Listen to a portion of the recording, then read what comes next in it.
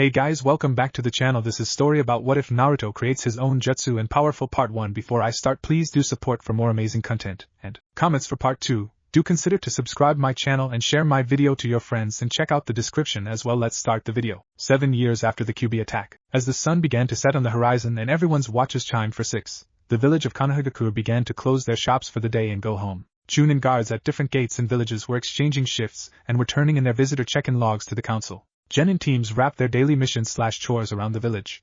The village guard were taking their positions for their nightly watch. And finally, the special Jonin and ANBU were either reporting to the Hokage about the success of their missions or were leaving for their current ones. But in the hour of closing down, one business chose to remain open for a few more hours. Ichiraku Ramen, like any restaurant, remained open for customers who worked late in the evenings and didn't want to fix their own meals. It was a small stand, only room for a handful of people to eat. The chairs were positioned right at the counter that separated the kitchen to the outside. In a small room in the back, there was a man shifting through ingredient boxes. He was tall, but reaching past his prime. The wrinkles around his face sagged due to the loose skin, making his eyes look like he was squinting. But they were more featured around his mouth, where he gave the impression he smiled a lot. In the front, wiping off the counter as another full customer left, was a girl around the age of 10. Her brown hair was tied in a ponytail and accented her bright, brown eyes. She was just barely taller than the countertop and had to use a stool to clean and cook. Ichiraku's never made a lot of money, but they had enough to live on and that was enough. Just then, the man walked out carrying a medium-sized box. We're about out of shrimp, Ayame, so I'm bringing out the miso ingredients. We overordered so we need to sell it before we can order more. Okay, Dad? I'll put it as our special, Ayame said. She walked to a board that hung outside the shop and wrote the new price for miso ramen. She then walked back inside to serve a couple of chunins that were just getting off their shifts. Just a few blocks away from the shop, a young boy was walking to his apartment after his daily. He was skinny, too skinny for an average 7-year-old. It didn't help that his clothes were extremely baggy with holes and faded spots on them. His mop of blonde hair hung in spikes around his head, giving the impression he gave his own haircuts with a pair of safety scissors. On each side of his face were 3 marks that made him look like an overgrown cat. These marks were only a slight distraction to the boy's blue eyes.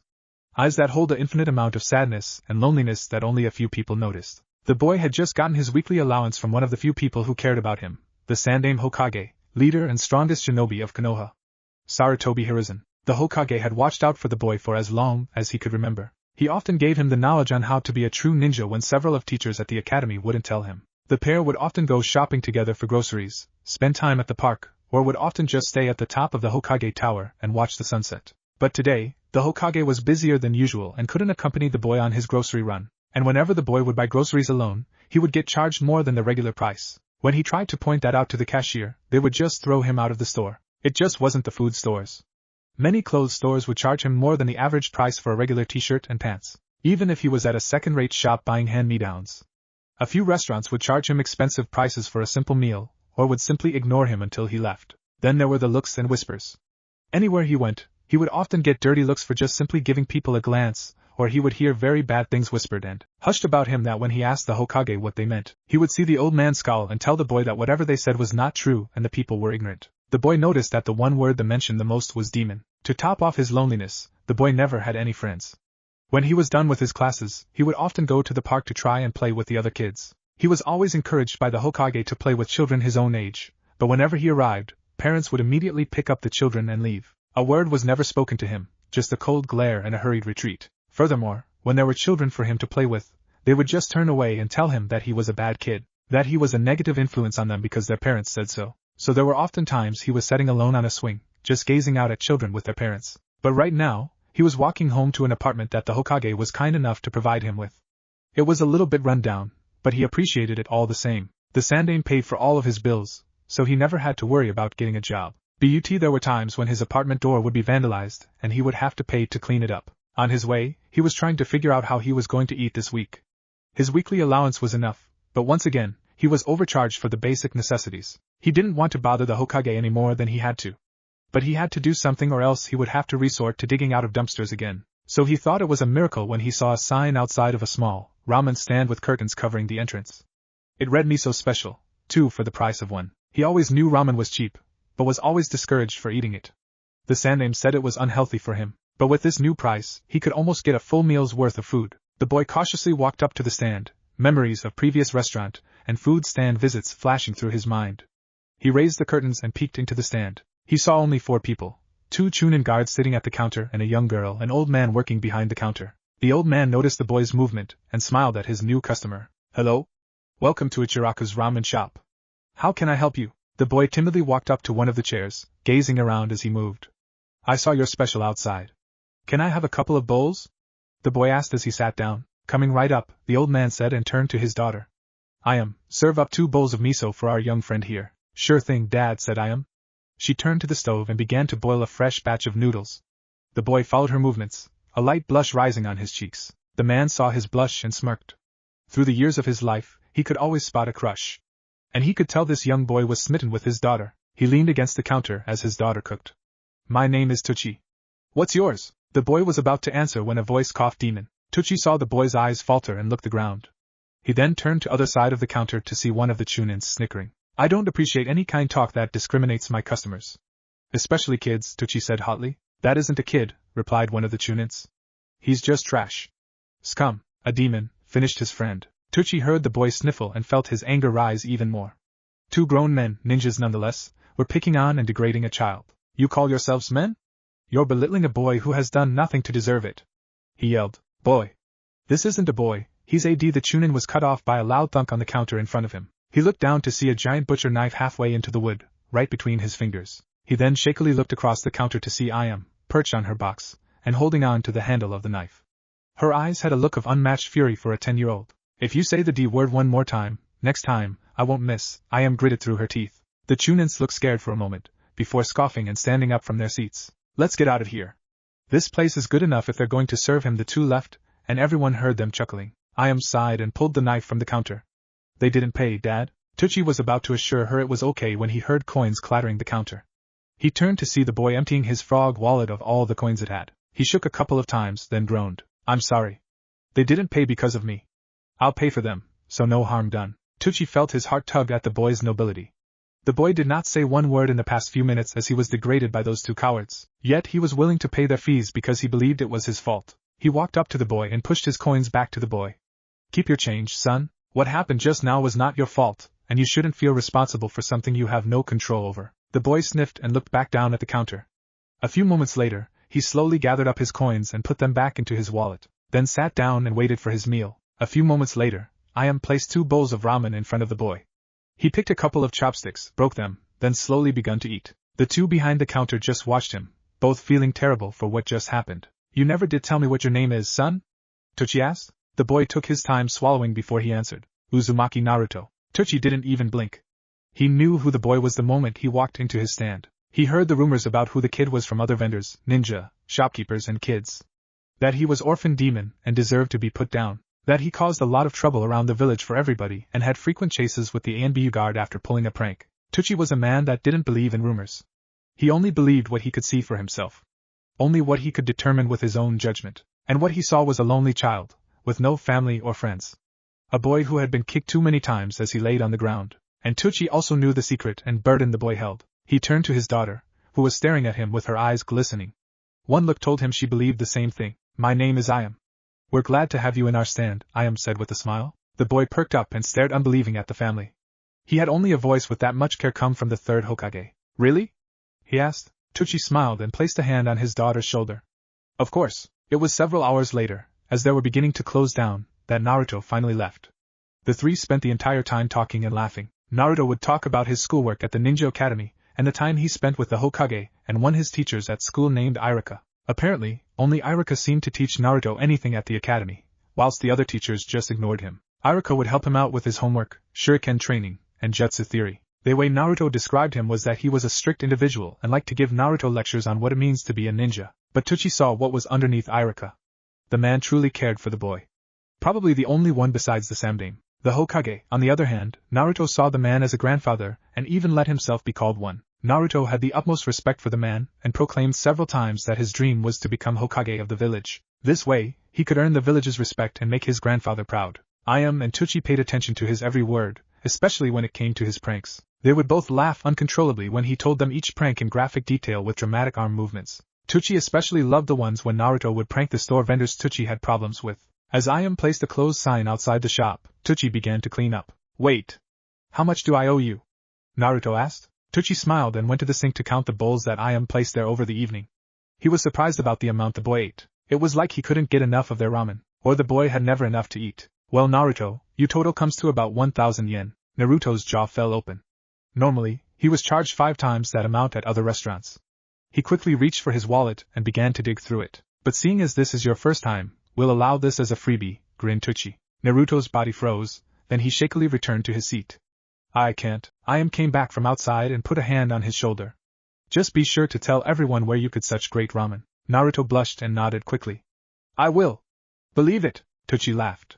Thanks, kid. Ayame, let's get this place cleaned up. Naruto jumped out of the chair. Can I help? Father and daughter looked at each other, surprised at the boy's eagerness.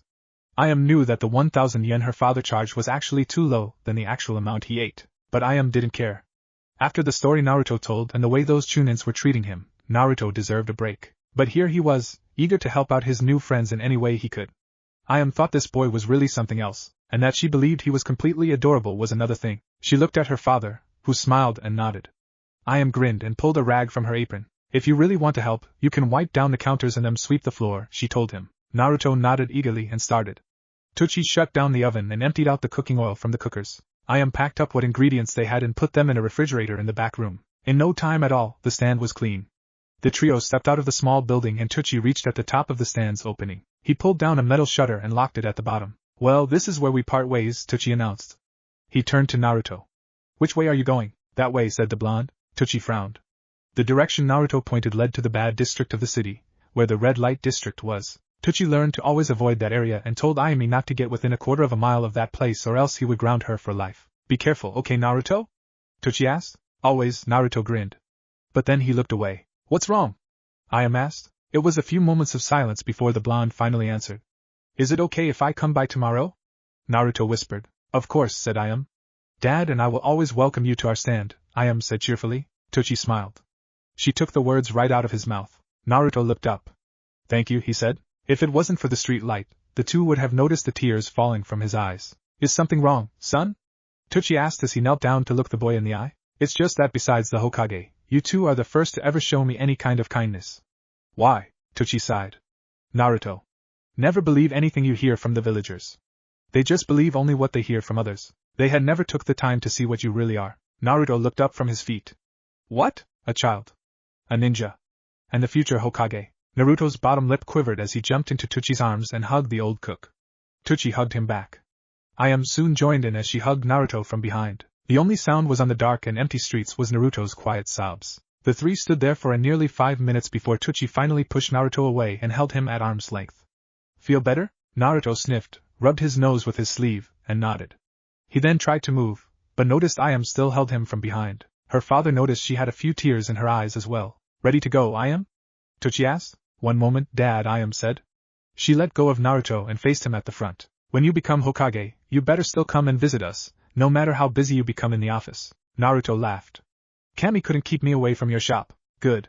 Because I don't want my future husband to spend his time cooped up in a stuffy office, she said defiantly and kissed him on the cheek. Teuchi almost had to stuff his fist in his mouth to keep from laughing out loud at Naruto's beet-red face. See you tomorrow, Ayame said cheerfully and walked away. Bye, Naruto. Teuchi chuckled at the still-frozen blonde and followed his daughter down the street. Naruto watched them fade into the dark. When he couldn't see them anymore, he turned and walked to his apartment. The smile on his face was brighter than the street lights. About a mile away, in an office at the top of the Hokage Tower, sat the third Hokage himself. He felt really guilty about leaving Naruto to leave shopping to himself, but he had several meetings today, one of them with the fire daimyo himself. When it was over and the paperwork still piled high, he decided to check on him with his crystal ball. Expecting the boy to be at his apartment, he was surprised to find the boy at a ramen stand speaking with the owner and his daughter. He smiled as he could see Naruto talking cheerfully with the two cooks. Using his lip-reading skills, he could see Naruto was talking about his past pranks, Iruka, and himself. The third forgot about his work and spent the next hours watching Naruto interact with his new friends. Only when the three started cleaning up did the Sandaime realize how late it was. He put his crystal ball away, stood up and stretched, feeling all his joints pop at once. He groaned at the slight pain and at the paperwork he still had to do. To hell with the paperwork, he said to himself. Naruto's bound to be here tomorrow talking about his new friends. And I want to be there when he introduces me to them. Time skip, 6 years later. Naruto cackled madly as he put the final touches on his masterpiece at the Hokage monument. He had to admit, after all of his pranks, this one would top them all. The blonde ninja in training could hear the disapproved voices from below, but that didn't stop him. With this prank, he would let the whole village know that he would become a Hokage. True, he was supposed to be in class right now. But Naruto knew Iruka was only giving a lecture about the first great shinobi war. If he hurried, he could get back in time for henge training. He had a new killer move he wanted to try out after he finally had control of his chakra. Flashback, Naruto 9 years old. Naruto grumbled underneath his breath as he helped Tsuchi with the dishes. He had a bad time at school earlier in the day when Iruka called on all the students to practice their henges. The idea was to focus their chakra into their bodies, perform the appropriate hand symbols and focus on the image they were transforming into. It was one of the 3 basic jutsus that were required to master before they graduate. However, Naruto would always have trouble when he performed any kind of jutsu. He would spend hours meditating so he could properly clear his mind and focus on the image he wanted to transform into. But when he would try to perform the jutsu, the henge would backfire and look like a deformed monstrosity of the original image. Naruto was berated by Iruka earlier today for screwing up the image. At first, he laughed it off and told everyone it was a joke. He only humiliated himself further when it backfired once again. Naruto swore lightly and placed a clean bowl on the drying rack, only for it to clatter loudly on the countertop. Tsuchi turned around from balancing his records to turn to his favorite customer. "What's wrong?" Naruto sighed and dried his hands with the towel. "Nothing, Pops," Tsuchi smiled. After 2 years of spending every day at the stand, Tsuchi finally offered him a job. He noticed the boy was being overpriced for food and clothes, so he figured Naruto could use some extra spending money. The blonde immediately agreed and started working at once. Every day after school, Naruto would come to stand and work for a few hours. Then, he would go train on a training ground the Sandaime told him about so he wouldn't be bothered by any other ninjas. The ramen cook knew that once he hired Naruto, his business attendance would go down, due to the fact that many civilians would not associate in a place where the village demon would work. But Tsuchi didn't care about that. What he cared about was the smile that was on the young child's face when he was around people who cared about him. "Come on. Tell your favorite boss what's wrong." Naruto scratched his head in confusion. "But you're my only boss, and don't you forget it." "Now, what happened today?" The boy sighed and sat down on a stool. "I goofed up on a henge test today. We were supposed to transform into a copy of the Hokage, but mine ended looking as something out of a cartoon. I bet the third would have loved to see that." Tsuchi laughed. Naruto scowled. "It's not funny. Iruka-sensei was really mad at me. I tell ya, that guy has it in for me." Tsuchi stopped chuckling and looked Naruto in the eye. "If Iruka was really mad at you, he wouldn't have taken the time from his schedule to help tutor you on the weekends on proper hand signs, now would he?" Naruto sighed. Tsuchi had a point. When Naruto started working, he was surprised to Iruka stop by for lunch, in which the man was surprised to see Naruto working in a ramen stand. Naruto was nervous at first, but the more they got to talk, the more they realized they were alike. They had both lost their parents in the Kyuubi attack, they didn't have many friends, and even though Naruto didn't show it much, they both enjoyed learning. Then, when Iruka was done and about to leave, Naruto left to go practice his henge's assignment that Iruka gave him the day before. When the teacher asked his student how his progress was, Naruto admitted he was having trouble with the hand signs. Iruka spent the rest of his free time showing Naruto some hand exercises to help loosen his fingers and increase his agility. He also suggested Naruto might try playing an instrument that involved using his fingers to make them nimble. He hadn't picked one yet. "Still, why does Iruka-sensei give me such a hard time? I try real hard in his classes, but he still gets angry at me when I mess up," Naruto complained. "I don't think he's angry at you," Tsuchi said. "I think he was just being stern to encourage to try harder. After all, teachers can't show favoritism towards students." Naruto bowed his head. "I guess you're right. How long have you been practicing?" called a voice from the back. Ayame entered the stand carrying Naruto's weekly groceries. She volunteered to do his shopping for him when she realized he was being overcharged. Naruto scratched his cheek and looked up at the ceiling in thought. "Well, right now, it's been about 3 weeks since Iruka-sensei gave us this assignment. Since then, I haven't had a single successful henge. And you got everything you need?" asked Ayame. "Yep. Picture the image, perform the hand signs, and add the chakra." "Wait," Tsuchi said suddenly. "Maybe that's it. How much chakra are you adding to your henges?" Naruto's eyebrows went together. "All I can." "Why?" Tsuchi put his hand on his chin and got into a thinking pose. "I remember a genin team came to the stand for lunch a couple of years ago. They were complaining about not being able to perform a certain jutsus their teacher taught them. When they asked their teacher for advice, she said they needed to work on their chakra control." "Control?" asked Naruto. "I remember that," added Ayame. "Their Jonin sensei said that the amount of chakra they put into jutsus could heavily determine if they would be successful or not. Too little and the jutsu wouldn't work. Too much and it would probably backfire on them." Naruto's face strained as he tried to put the pieces together. "So you're saying I'm using too much chakra?" Tsuchi nodded. "It's a possibility. So how do I learn to control my chakra?" The Jonin didn't say. "However, I do remember several Chunin talk about an exercise called tree walking a lot. That may be one of them." Naruto's eyes brightened, then began looking around. "I'm done with the dishes, Pops. I just remembered that I forgot my homework back at the academy. Can I? Yes, you can go ask Iruka how tree walking works, Tochi chuckled. In a flash, Naruto hopped over the counter and took off down the street. Flashback over. As Naruto put the final touches on the yandame's head, he thought back to that day. He really did know that Iruka-sensei did care about Naruto. When he busted through the door, he caught his teacher grading papers, which all of them went flying. When Iruka asked what Naruto wanted, he was very surprised that Naruto wanted to learn tree walking. It was too advanced of an exercise for an academy student. But when Naruto explained why his henges weren't working, Iruka could see the logic in the boy's theory. The teacher smiled and began to teach Naruto how tree walking worked. That's what technique Naruto was using now. It wasn't just trees. Naruto learned that he could stick to pretty much anything if applied chakra to the soles of his feet. It was a lot safer than swinging from a rope. Ever since then, Iruka would come by the stand at least twice a week to eat and visit with Naruto. Outside the classroom, Naruto realized that Iruka had become an older brother to him. With a wave of his brush, he put the final touches on the Hokage monument. The cries of the villagers became more outraged as he began walking to the top. Losers! You don't have what it takes to do something like this, he yelled as he cheerfully waved at the villagers. His role as an outcast had not changed in the past 6 years. He was still overcharged for groceries, ninja tools, and clothes. In fact, he was wearing a cheap 2-piece orange jumpsuit that he got from a throwaway sale last year. Tochi and Ayame once took him shopping for clothes last month for the first time, but they just received the same treat as he did. The closest people he had to a family were kicked out of the store just for being with him, so he decided to send the village a message. That one day, he will become Hokage and the villagers will begin to respect him. That one day, his face will be carved into the mountain. Then, he suddenly got a brilliant idea. Lord Hokage! Lord Hokage! It's terrible, the Sandame sighed, but did not turn away from the painting he was working on. What has Naruto done now? The Chunin was stood in shock at the Hokage's correct question. How did you know, sir? Because I recognize that tone when that boy's done something? Said the third. And that tone the guy uses always makes him sound like a whiny little bitch. So what's the boy done? He's decorating the Hokage moment, sir. With paint, said the Chunin. Let's go see then, sighed the Hokage as he grabbed his hat. He kept the brim down over his face so the Chunin wouldn't see the smirk on his face. I can't wait to see what he's done now. It's going to be good. The horror!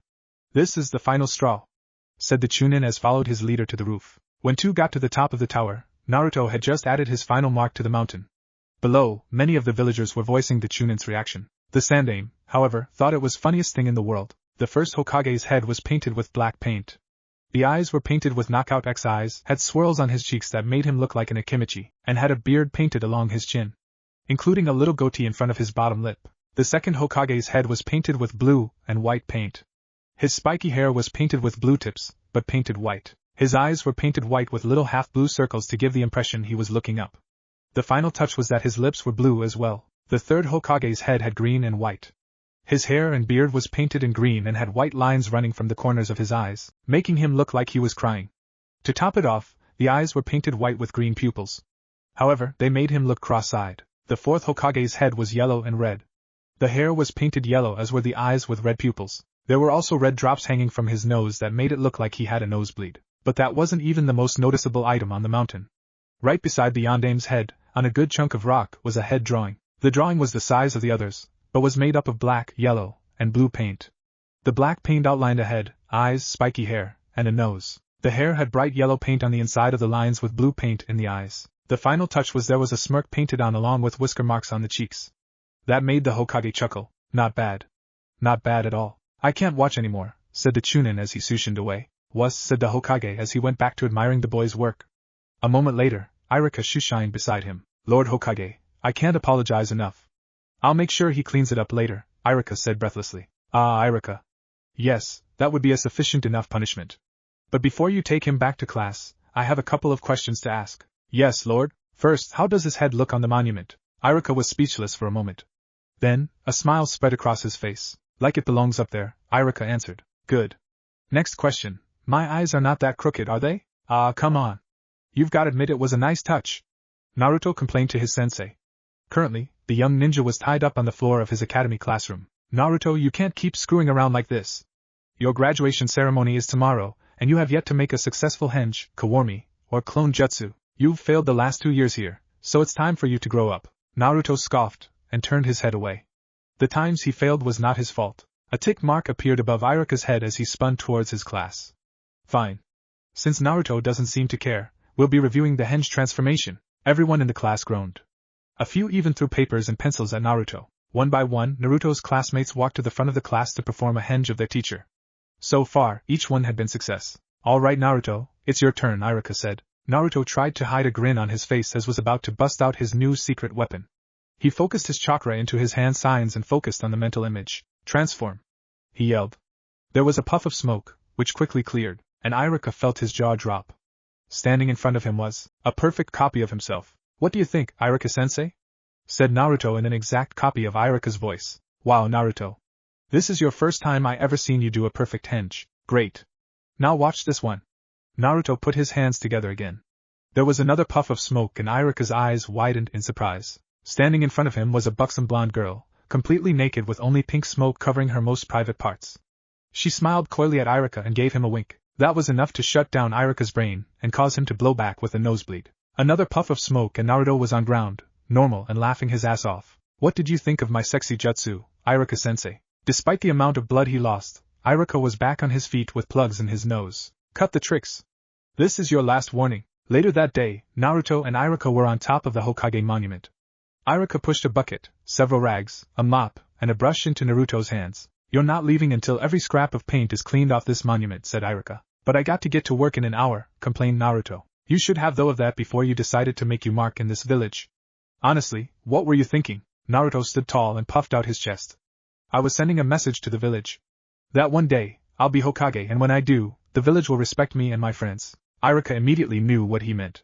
Tucci told him what happened last month and how badly it affected Naruto. There was a sudden drop in his grades and he spent most of the time with a scowl on his face and just staring off into space. Naruto, that wasn't your fault, Iruka said. Why though?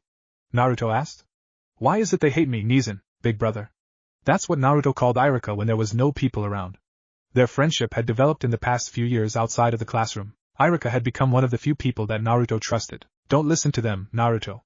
You have never done anything to deserve their hatred, said Iruka. He put a hand on his little brother's shoulders. You are who you are, don't ever stop believing that. The blonde smiled. Thanks, Nizan, Iruka grinned. Good. Now get to work. Iruka then sat down and pulled a book from his pocket.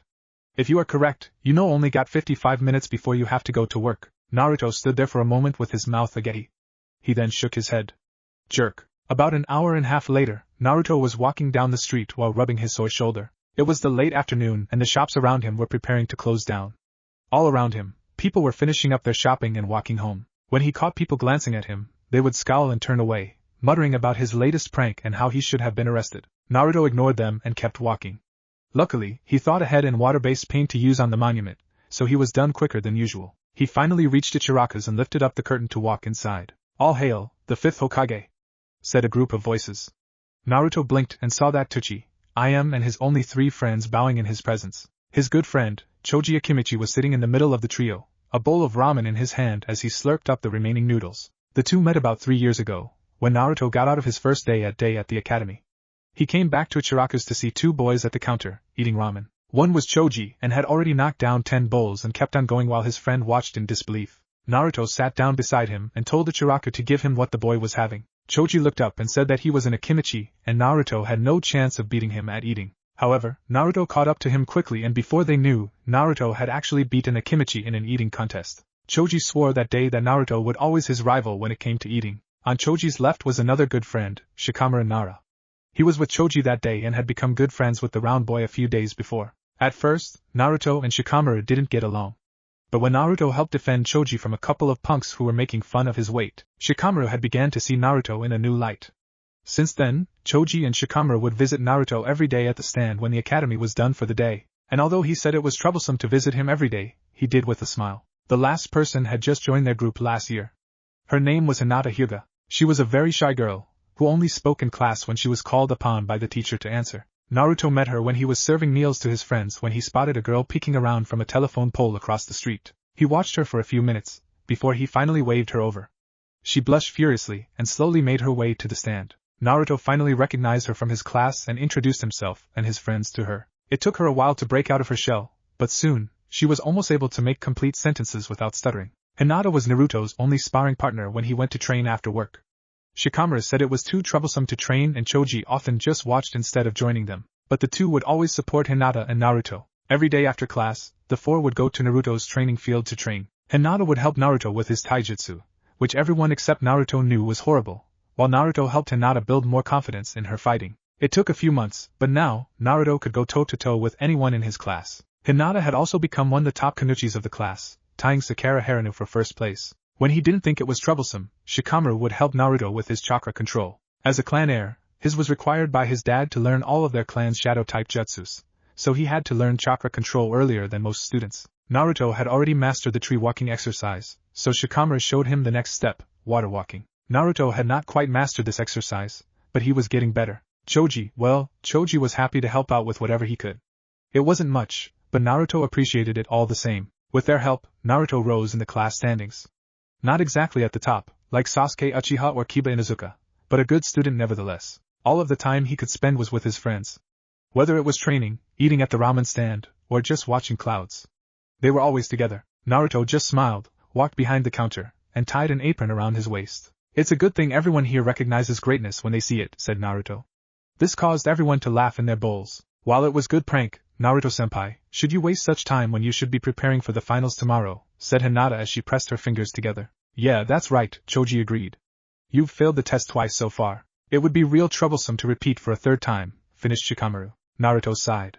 They were right. He was supposed to have graduated twice. This made him one of the oldest students in his class.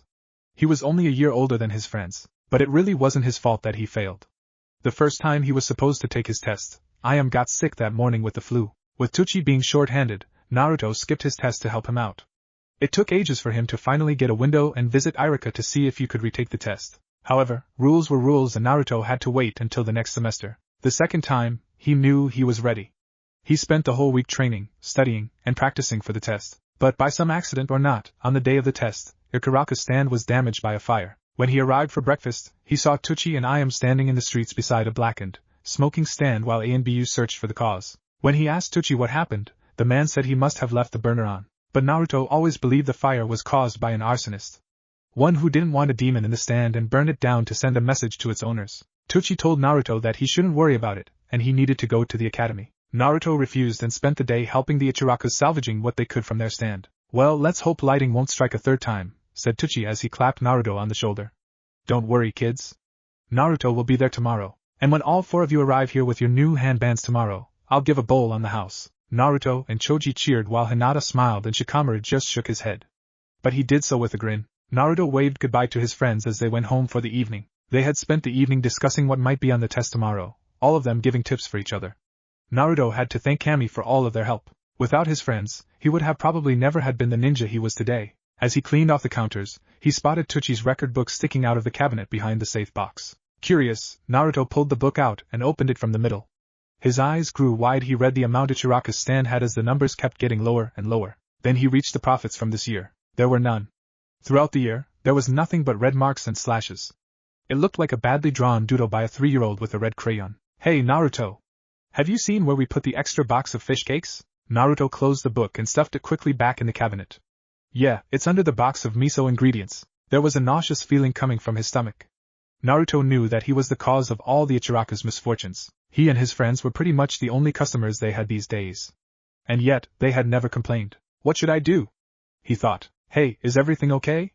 Ayame asked as she came from the back. Naruto put up a quick fake smile. Everything alright. Believe it. Naruto pulled down the metal shutter and locked it with his very own key. He grabbed his bag from the ground and turned to the Ichirakus, who were waiting nearby. Well, good luck tomorrow, said Tsuchi. Let's hope nothing bad happens this time. Naruto frowned and looked at his feet. If something happens, I'll just skip my test again and come to help. I don't care what happens. No, Tsuchi said sternly. Naruto looked up in shock. The only time he heard Tsuchi use that tone was chasing out customers. I don't care what happens tomorrow. I want you to be at the academy, on time, and ready to take your test. But, that's final. Tsuchi yelled. Naruto jumped back, scared. When Tsuchi saw this, he calmed down and knelt on one knee. Naruto, you're a ninja. This is what you were born to do, not become a ramen cook. You're destined to become our Hokage and you can't do that if you keep hanging around here. But I love it here, Naruto argued. Tsuchi felt his heart tug at that comment. He loved the boy like he was his own son, but he sure had a real thick head. Hey, I didn't say quit hanging out with us permanently. Even a Hokage needs a break now and again. In fact, after your art display earlier, the Sandaime was here laughing about it. Naruto's eyes went wide. The old man was here? He actually escaped his secretary and paperwork? Tucci laughed and nodded. Besides Naruto and his friends, the third was a regular customer in here as well. Flashback, Naruto age 7. Tucci was wondering where his newest customer was when he heard his excited voice outside the curtain. He seemed to be talking to someone about how this was the greatest place with the best food. Imagine his surprise when Naruto pulled none other than the third Hokage through curtains and into his stand. Lord Hokage, stuttered Tucci. He quickly bowed. You honor me with your presence. Ayame just stood still, shocked that her future fiancé was friends with the leader of their village. See, Gigi, here we are, piped the small blonde. That's Tucci and Ayame. They're my best friends and serve the best ramen. Tucci was shocked that Naruto addressed the sandame in such a way. He was even more shocked when the man laughed and sat in a seat. Well, we'll just have to see about that, said the third. I'll have bowl of barbecue flavor ramen with beef chunks, please, and I'll have the miso, sir, added Naruto. Tucci and Ayame were frozen for a moment before finally snapping back to reality and worked on their orders. When they were finished cooking, Tucci pushed the bowls forward with shaky hands. After a while though, the Ichirakus began to relax and laugh along with the Naruto and the sandame. Naruto went on and on about how mad his teacher was when he pulled the old snakes in a drawer trick in class today. Instead of berating the boy for his mischief, the Hokage chuckled at the antics the boy was making. Then, the Hokage wowed all three of them with his stories about his past battles during the ninja wars. All this time, Naruto knew what a great ninja the Hokage was, but it never ceased to amaze him how strong his idol could be. When they finished, the Hokage pushed his bowl back and fished some money out of his pocket. Naruto, why don't you and your friend Ayame go get some ice cream? Naruto brightened and grabbed the money from his hand. Sure thing, Gigi. Come on, Ayame. Ayame looked at her father, who smiled and nodded. She pulled off her apron and followed Naruto out into the street, where the duo broke off into a run to the stand just a few blocks down. When they were gone, the smile left the sandame's face. He turned to Tucci with a calculating look. Why are you helping him? Asked the third. You know what he contains, don't you? Tucci swallowed and nodded. Yes, I do. And I don't care. This answer caused the third's eyebrows to rise to his hairline. Oh? And why is that? Tucci took a deep breath. Because he is not what everybody thinks he is. I had to witness his treatment by other villagers myself just yesterday, in my very own stand, nonetheless. And when I looked at Naruto, I didn't see a demon as the villagers called him. I saw a boy with no friends or family, a boy that has been an outcast for something he never did. Just a child, no demon. Tucci stood tall and finished his speech.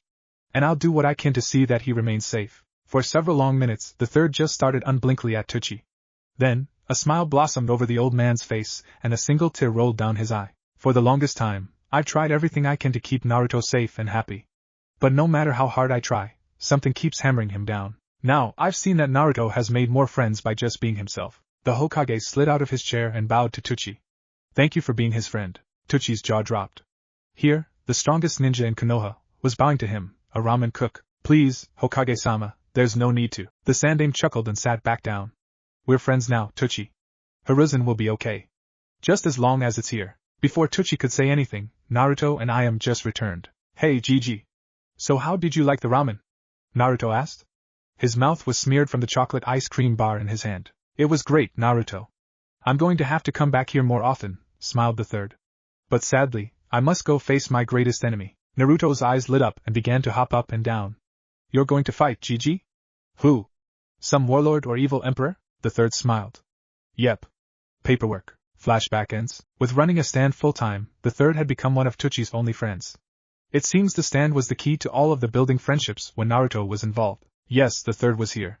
And he wants you to pass even more than I do, Tucci said. Really? Naruto asked. Yes.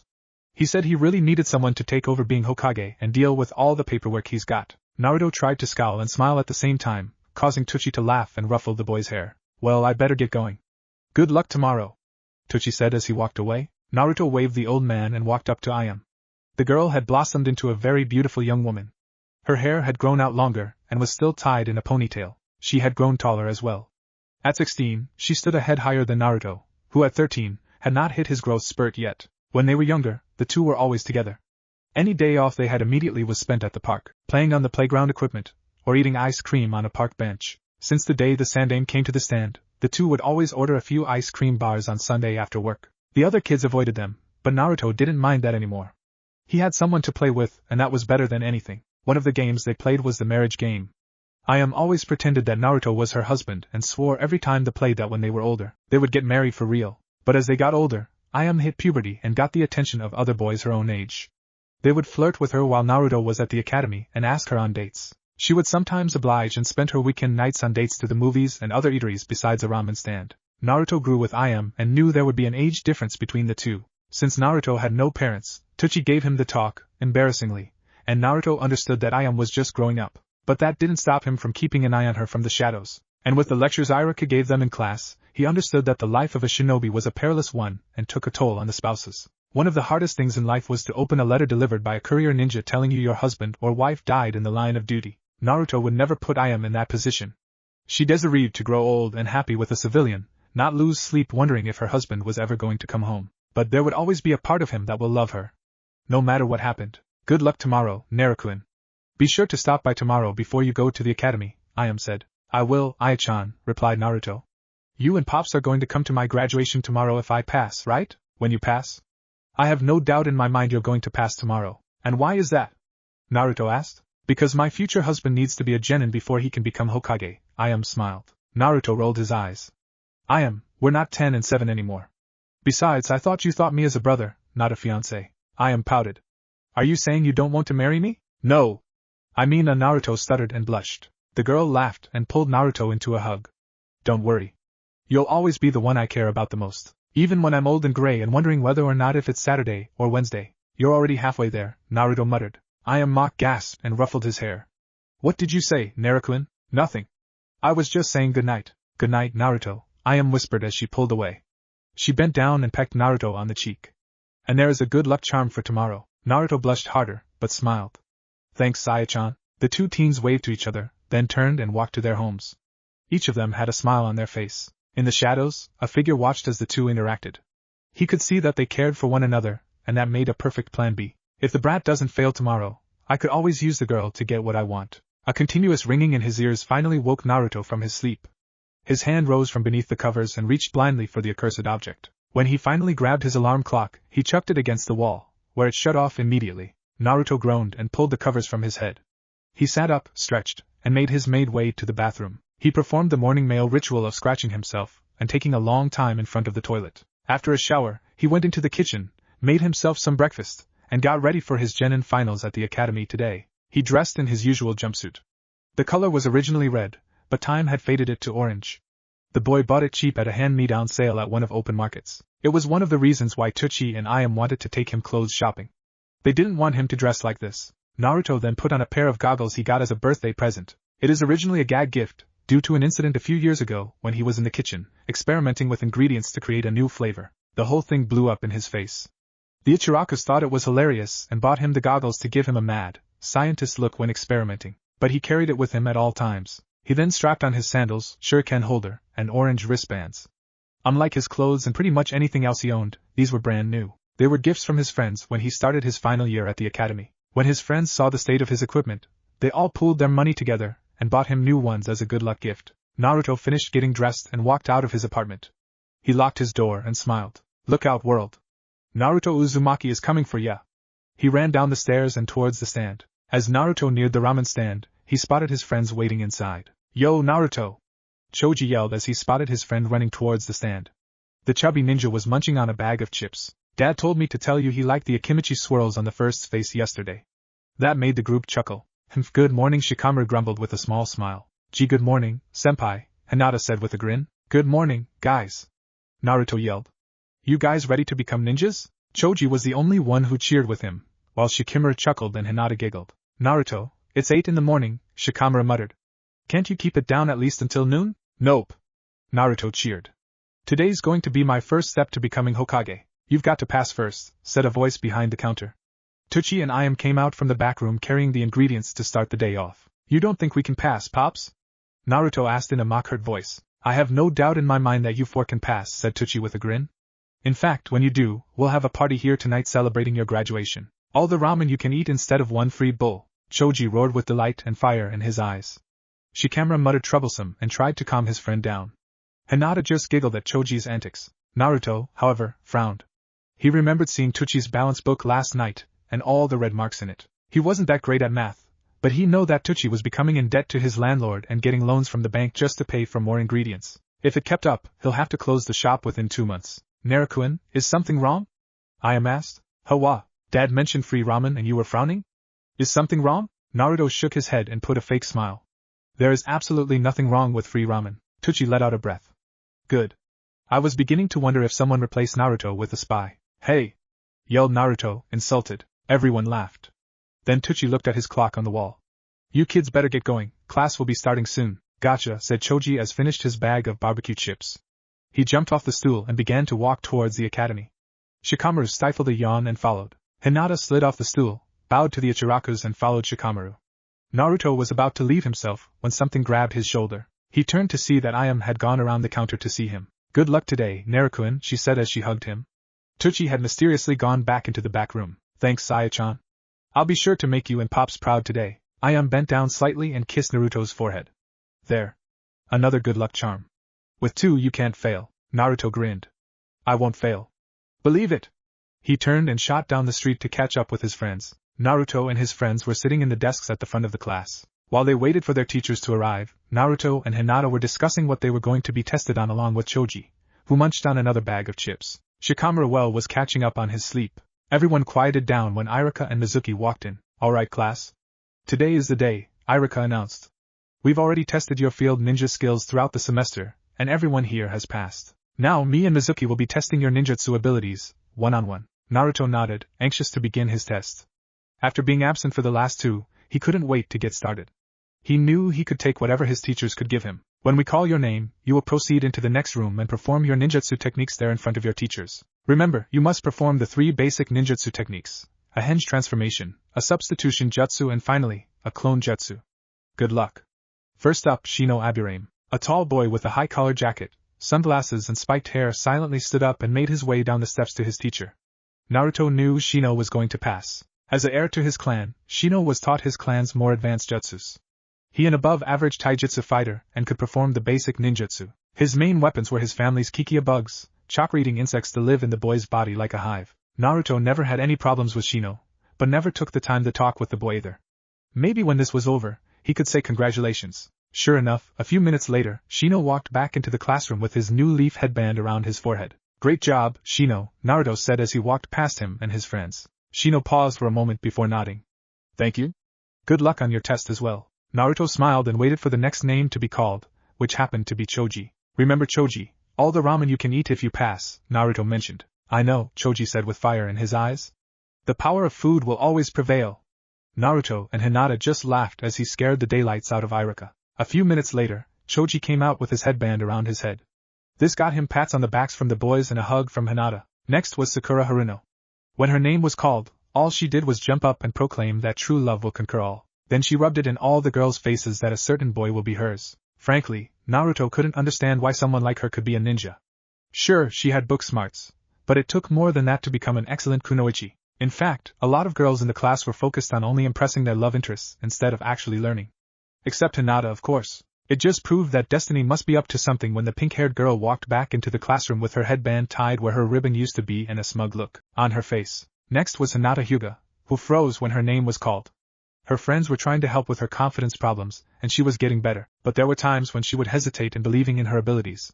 It wasn't helpful that her family didn't care about her either. Naruto, however, put a hand on her shoulder and told her to give it her best shot.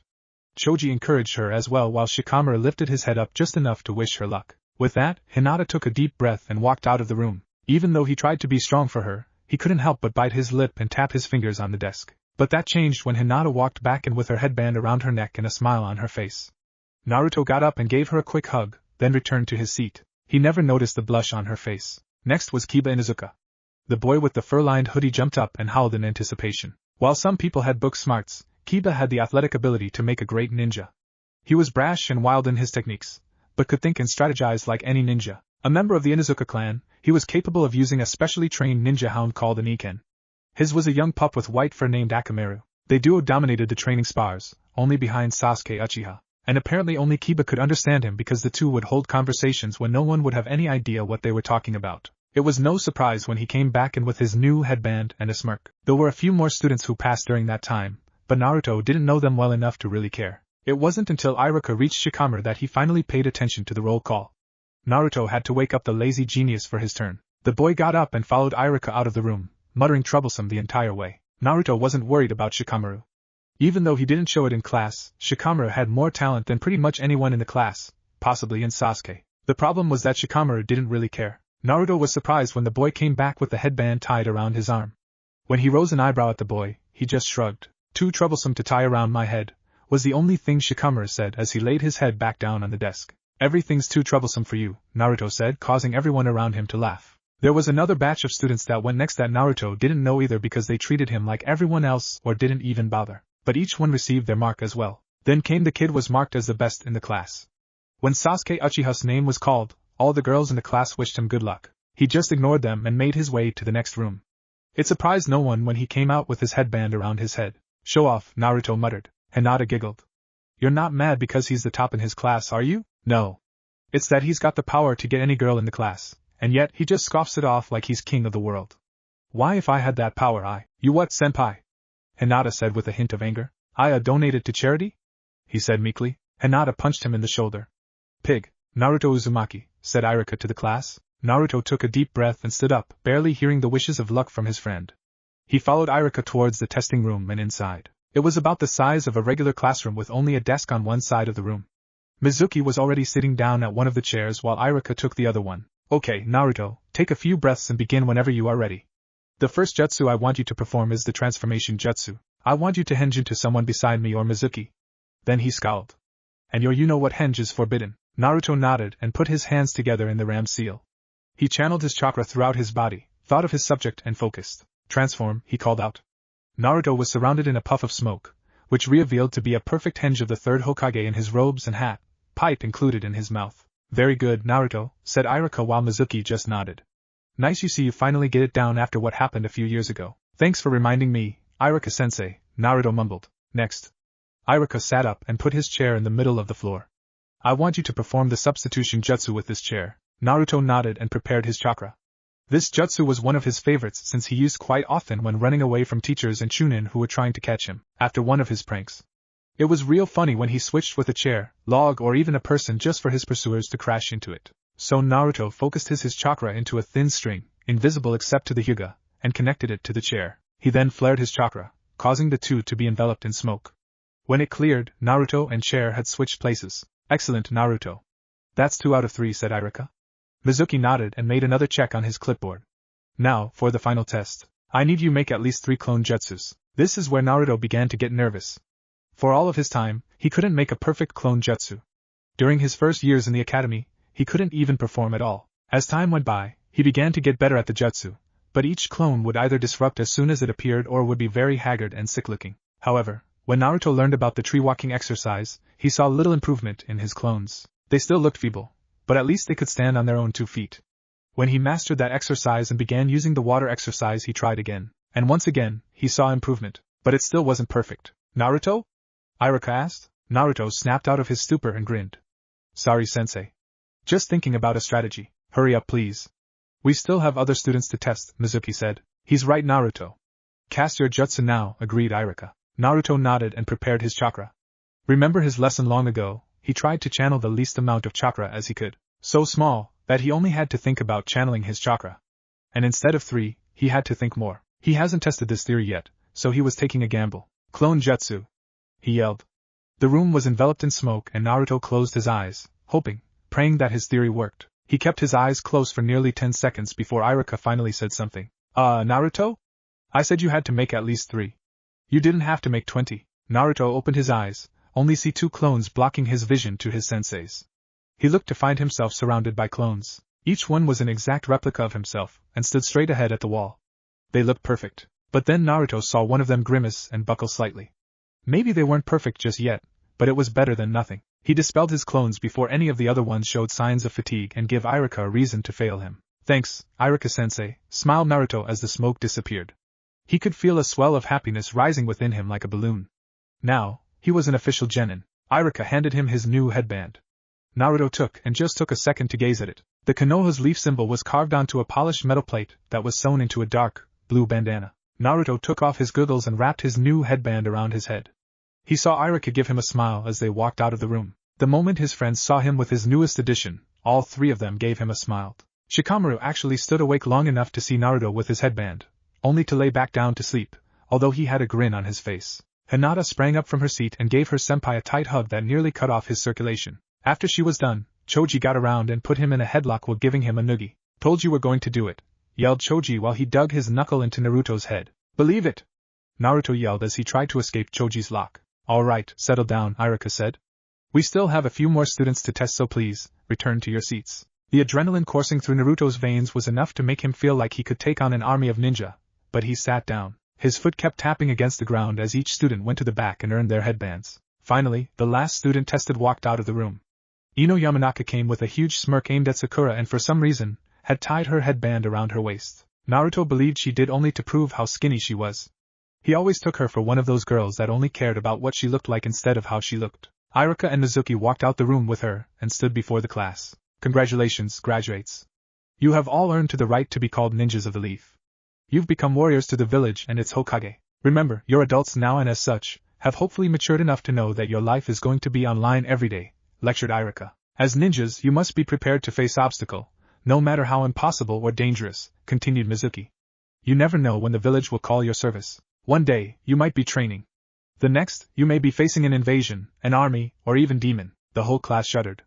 Each one had heard the story about when the nine-tailed demon fox attacked Konoha 13 years ago. For no reason, the giant demon, one who could flatten mountains and create tidal waves, all by just waving its tails, appeared outside the village of Konoha. It tried to attack the village, but was held at the gates by Konoha ninjas.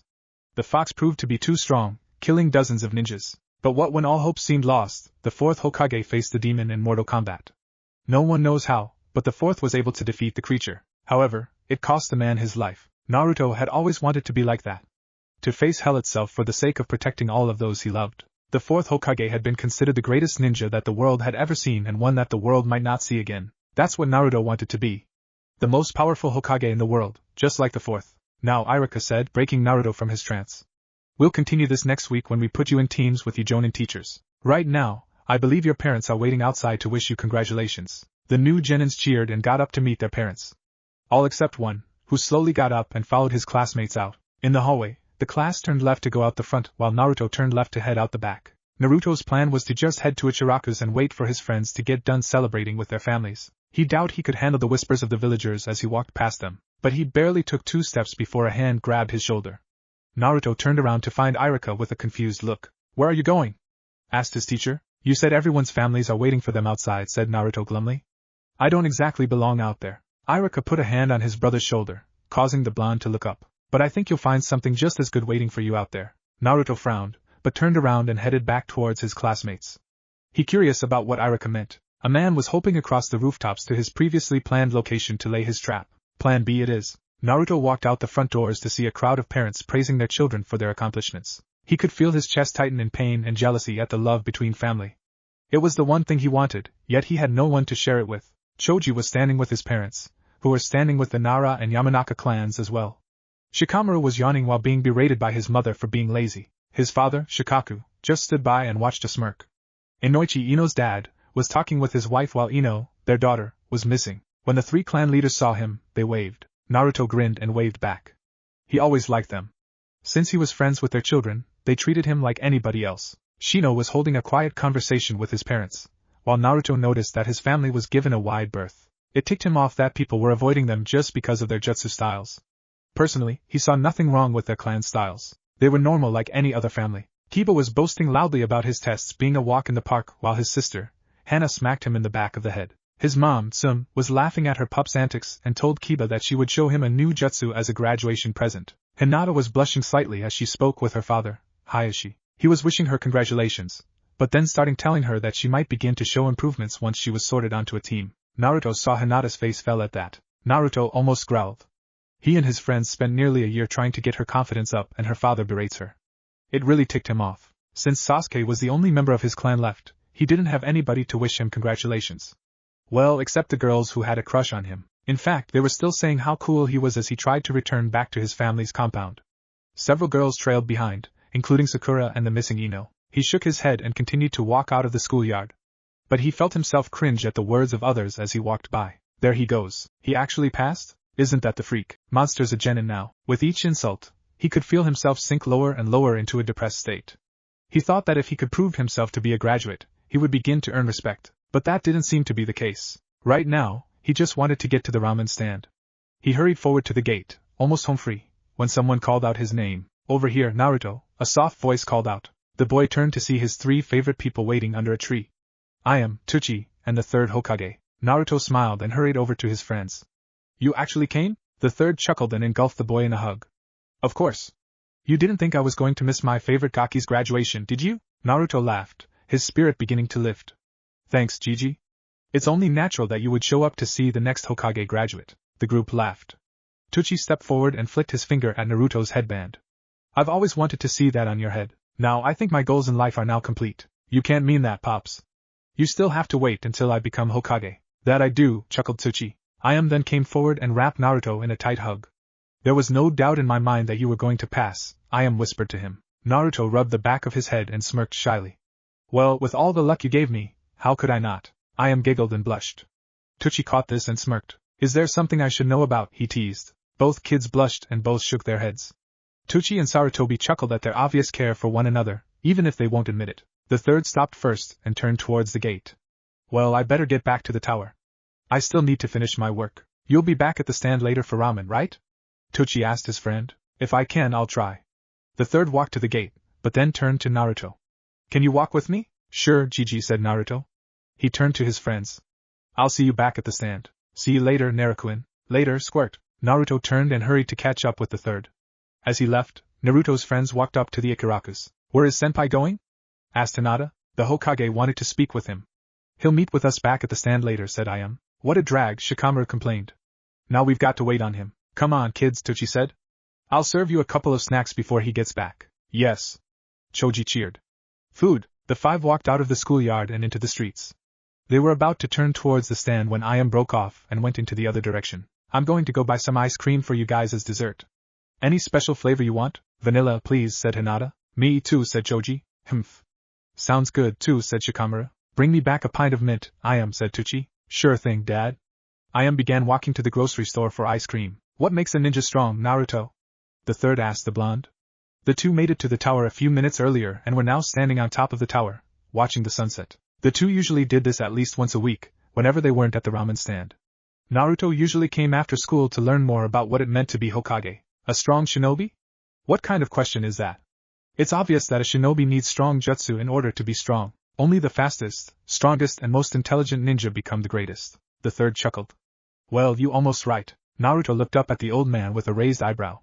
Almost? It's true a ninja needs those 3 qualities to be strong, but you're missing the most important quality of all. And believe it or not, you possess the quality more than any of your classmates. Really? What is it, Gigi? The will of fire. Naruto frowned. The will of fire? The 3rd smiled at the confused boy. Yes. Tell me, Naruto, is there anybody that you would give your life to protect? A person you will fight with your last breath, the last ounce of your strength, to protect? Naruto thought for only a second before he answered. Of course. Ayame, Tsuchi, Iruka, Hinata, Choji, Shikamaru, and you, Gigi. You're my family and I will do all I can to see everyone I care about safe. Sarutobi felt his heart swell at Naruto's words. That Naruto is the will of fire.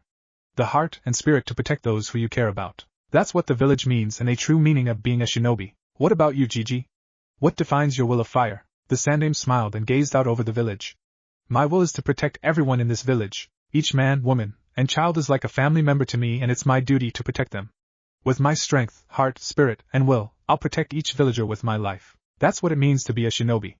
That's what it means to be Hokage. Naruto gazed in awe at the man he considered to be a grandfather. It just wasn't him, it was the whole village he cared about. I think I understand, said Naruto. But do I? Do I have the will to protect each villager who despise me with all their hearts? I'm glad to hear that, Naruto. Because tomorrow, I have a gift for you. A gift? Yes. I was promised to give a gift when you turned into a genin. A gift from your parents. Naruto felt himself stiffen. His parents? You knew my parents, Gigi? The Sandaime sighed and gazed at the boy with sad eyes. I know it's a bit of a shock, but yes, I did know your parents. I'm afraid due to certain circumstances, they had to be remained a secret from you. They were powerful and made a lot of enemies in different countries. If they knew you existed, you might not have lived to see today. Naruto didn't say anything. He was still in shock. He always thought that his parents just perished during the Kyuubi attack, seeing he was born on the day it happened. He never thought about asking anyone about his parents. He felt the Sandaime put a hand on his shoulder. I'm sorry I kept this from you. But when you find out tomorrow, you'll understand why I kept it from you. Okay, Gigi, Naruto said with some sadness in his voice. Naruto, are you going to be okay? The third asked with sorrow. To be honest, Naruto felt a little betrayed. The Hokage knew all this time who his parents were but didn't bother to tell him. But he knew the third had a good reason for not telling him. And if it was his parents' wish that he wouldn't know about them until he became a genin, there must be a good reason. Naruto smiled. I'll be fine, Gigi. In fact, I can't wait to find out about them. I'll see you bright and earlier tomorrow morning. The Sandaime was shocked about Naruto's sudden switch from depressed to happy. But he smiled. Great. Then I'll see you tomorrow then. Sorry, but with as much paperwork as I got, there's no way I'm going to be able to get some ramen with you and your friends tonight. It's alright. Goodbye. Naruto jumped from the building and ran down the side, using his tree-walking experience to stick to the wall. When he reached the ground, he made a beeline for the stand. The third watched the boy's progress with a smile.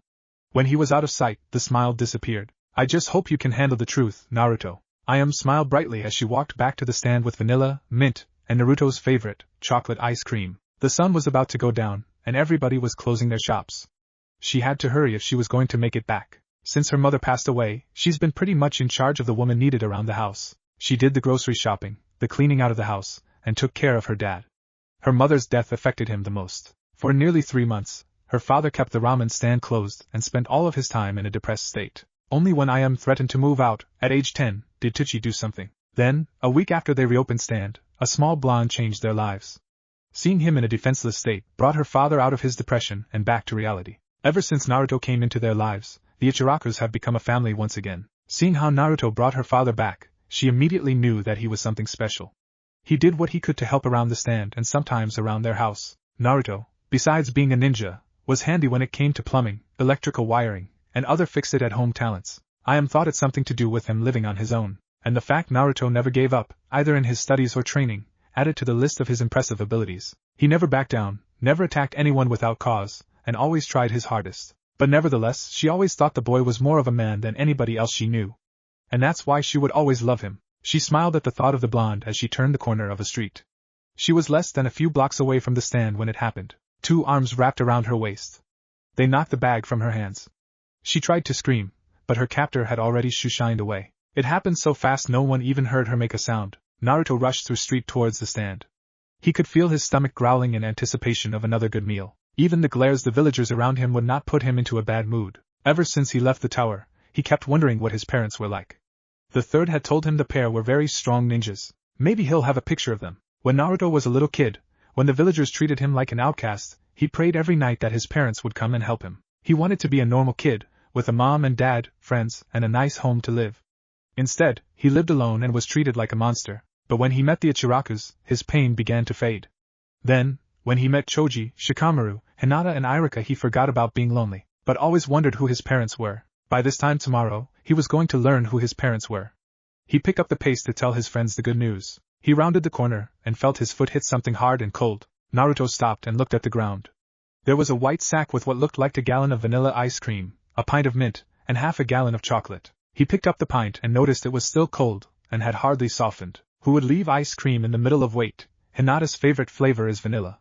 Pop's is mint, and mine and Ayame's is chocolate. Naruto looked around the area, trying to find out what happened.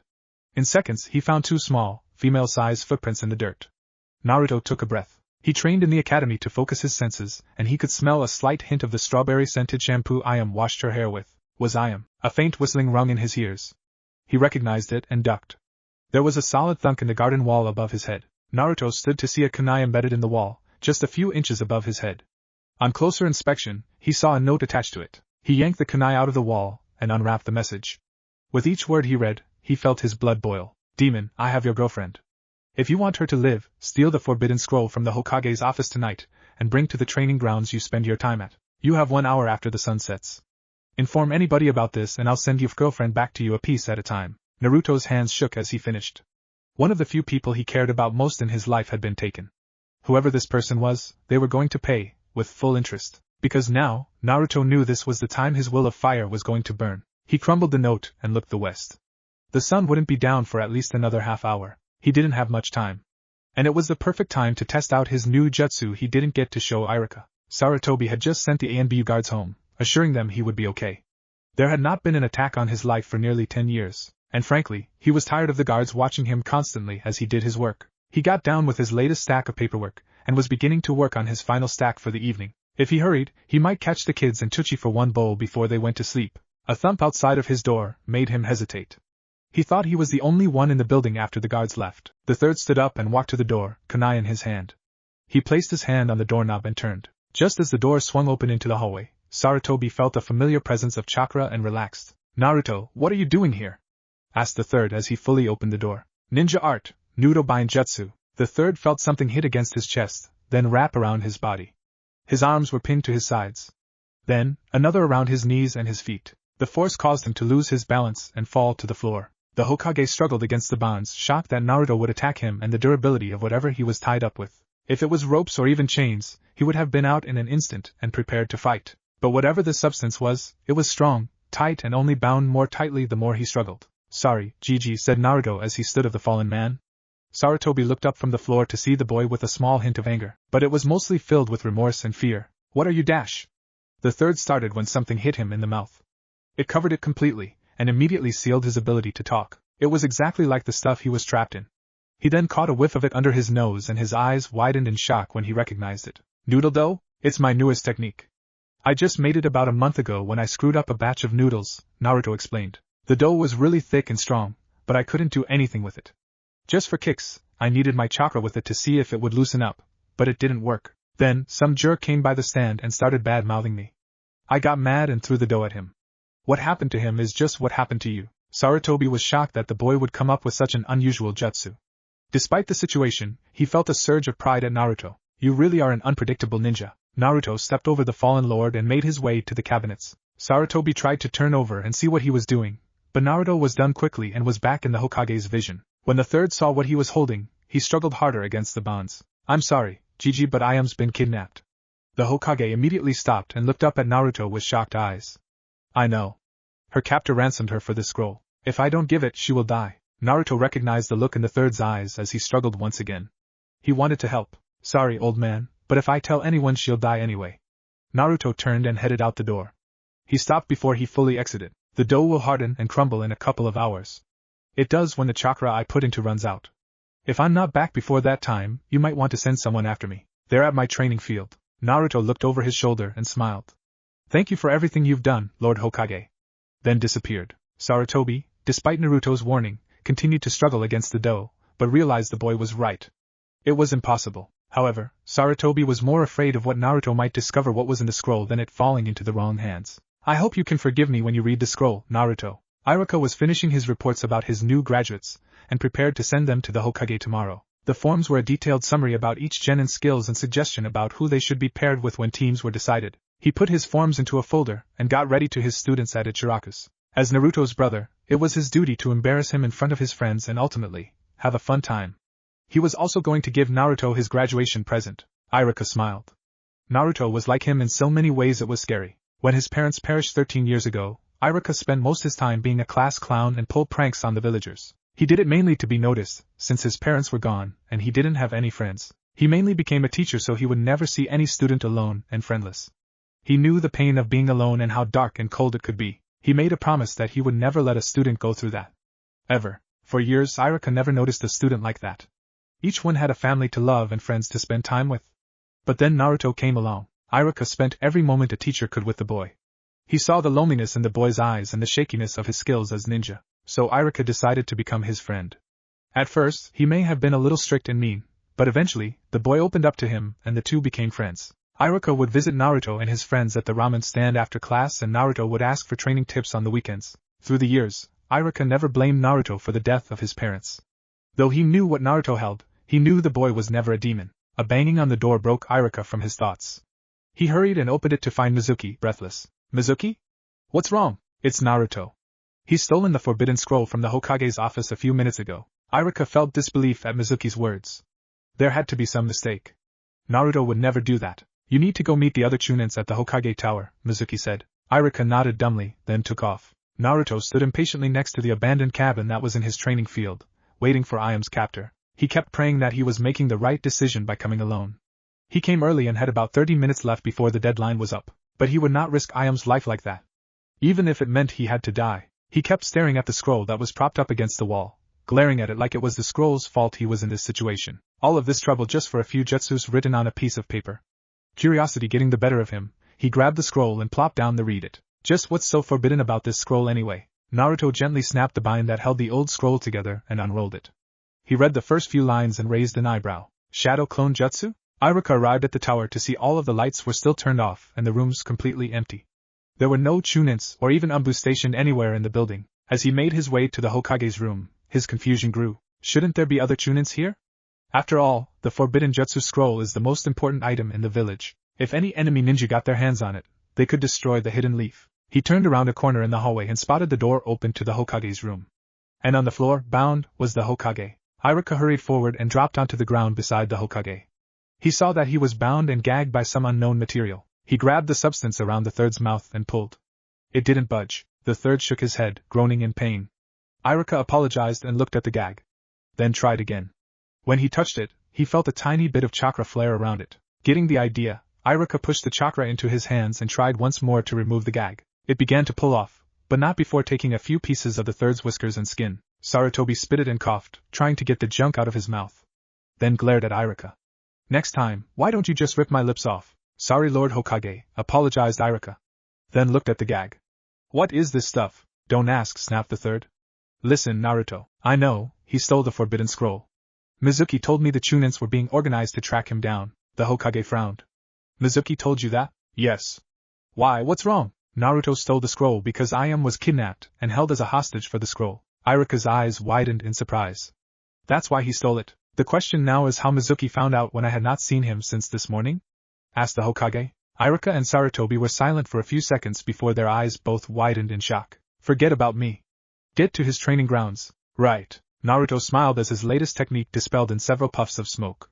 In just a matter of minutes he had already mastered a high-rank jutsu. He didn't know how, but he was able to summon several solid clones in just a few easy steps. The scroll said to be careful with this jutsu because of the amount of chakra it used. But Naruto didn't have that problem. Even after summoning several clones, he still felt fresh. He turned back to the scroll and read about the next jutsu on the list. He gazed at the title. A title with no text below it. It was just an empty space. Rasengan. He tried to unroll the scroll more and yelped when he cut his finger on the paper. He brought the finger to his mouth to seal it when a drop fell onto an ink symbol underneath the title. The symbol immediately turned blue and began to glow. Next, the ink seemed to crawl over the text and form kanji symbols. Naruto gazed in wonder at what was going on. It took a few minutes for the script to stop. When it did, Naruto saw that it wasn't a jutsu, but a letter. A letter to him. Curious, he read. To Naruto Uzumaki, if you're reading this, then you have reached the ninja status of a genin. It was my wish for you to discover who your parents were when you reached a more mature status. Hopefully, your godfather didn't spoil the secret and told you who I was. You see, my name is Minato Namikaze, Yellow Flash of Konoha, and the 4th Hokage. Yes, I'm your father. I wish I could tell you more, but time is short. As of right now, the nine-tailed demon, Kyubi no Kitsune, is on its way to the village. The shinobi forces are on the move to prevent it from entering the city. As of right now, your godfather and I are working on a way to seal it away forever. I'm afraid the only option was to seal it in a newborn whose chakra paths have not fully been opened. It's the only way for the child to survive. Sarutobi-sensei offered himself to be either the container or caster of the jutsu, so that my life and yours would be spared, but I didn't believe it would be a success. I have chosen you to be the container for the fox, for I believe you are the only one who can harness its power. I cannot ask anyone else to give up their child for this cause. I can only hope you can forgive me for what I've done to you. My final wish will be that the village will see you as hero. But the life at Jinchuriki is never a happy one. I offer my deepest regrets. My only wish was that there was another option. Your father, now and forever, Minato Namikaze. Naruto felt like a hole had just appeared inside him, sucking out all feeling he had. Any emotion he had left was sorrow, disbelief, and horror, but most especially, anger. His father, his own flesh and blood, had sealed a demon inside his soul with full knowledge of the consequences that would pursue. At first, Naruto didn't believe the letter. There was no way in hell that his father was the previous Hokage and he never had a monster sealed within him. The letter said something about a godfather, a man Naruto had never met or heard of. But then Naruto would remember the treatment he received from the villagers. The whispers of monster and his treatment as an outcast. It all made sense now. Then there was the fact he was born on October 10th, the day the Kyubi attacked Konoha. He merely thought it was just a coincidence, but now the truth was right in front of him. He really wasn't a demon, was he? I wonder where Senpai is? Asked Hinata as she picked at her ramen, not hungry. She, Shikamaru, Choji and Tuchi were still waiting at the stand, even though Naruto and Ayame were an hour late. Strangely enough, the group had been joined by a 4th student, Shino. The glasses-clad ninja had been traveling to his clan's compound after graduation when he spotted his 3 classmates in a ramen shop. Curious, He went inside and was greeted enthusiastically by the trio and was invited to have a bowl. Why was the question going through Shino's mind as he watched the three friends talk about their day? His family were considered outsiders by a majority of the village because of their silence and unusual jutsu techniques. Nobody had bothered to spend time with him except his own family members.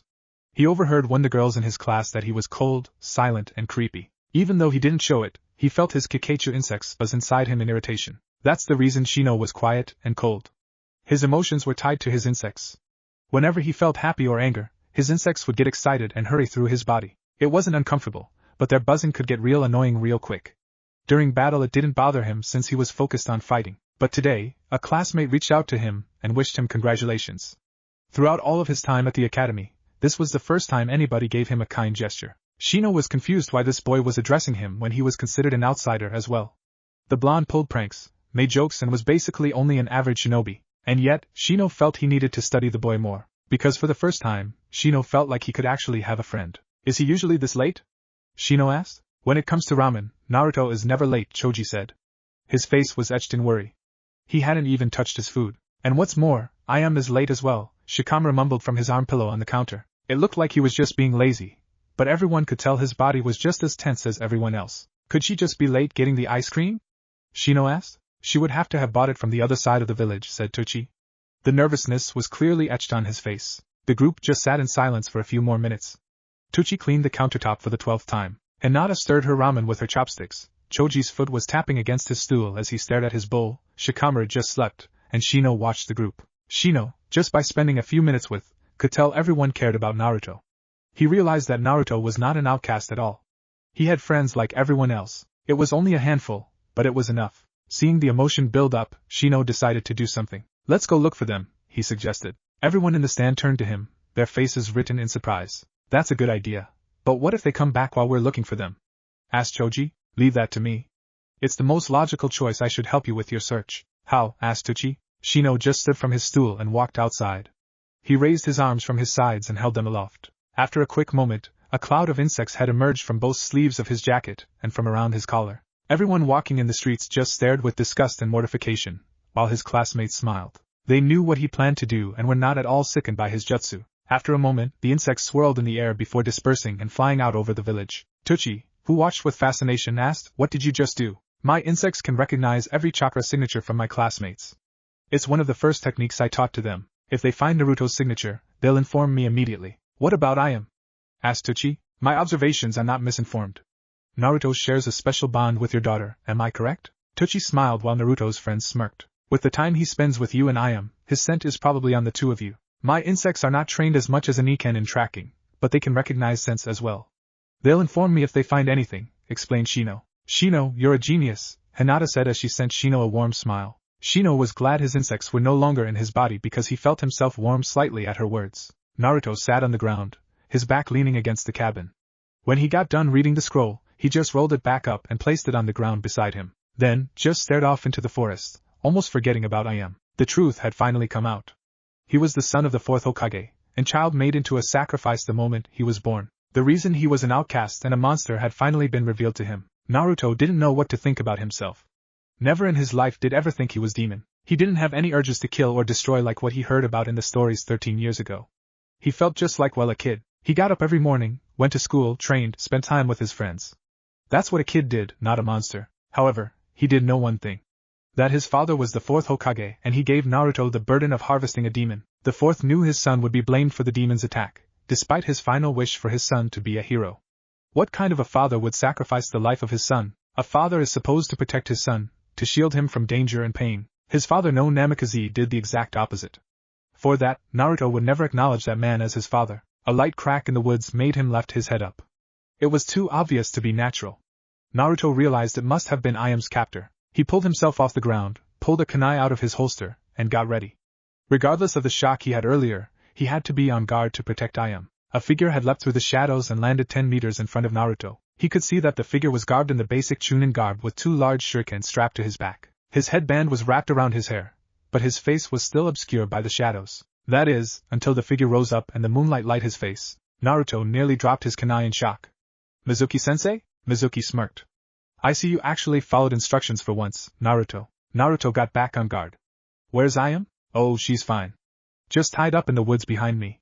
You keep your end of the bargain, and she'll be back to you and her father. How can I trust your word? Asked Naruto. He wanted to believe Mizuki, but the man just betrayed his village. My word is a whole lot better than yours, demon, spat Mizuki. Naruto froze.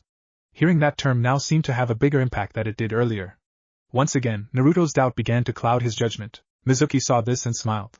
What? That term bothers you? I thought you would be used to it by now. What do you mean? Asked Naruto. You mean you don't know? 13 years ago, the day you were born, the fourth Hokage sealed the nine-tailed fox demon inside you. The demon was too powerful to be killed. You're the Kyuubi reborn. You killed all those people, including your beloved brother's parents. That mark hit home. With Naruto's confusion, he began to wonder more if he was the Kyuubi or not. And Iruka did tell Naruto he lost his parents in the Kyuubi attack. Did that make him a murderer if he was the monster? No, that can't be. I'm not a murderer, I'm not a demon, yelled Naruto. Yes, laughed Mizuki. You're the monster that almost destroyed our village. No, yelled Naruto. You're wrong. I'm not the demon. I'm its container. The fourth sealed it in me to keep the village safe. Mizuki's eyes widened in surprise. You knew? You knew the Kyuubi was sealed inside you? I know the truth. And you've just screwed with the wrong ninja.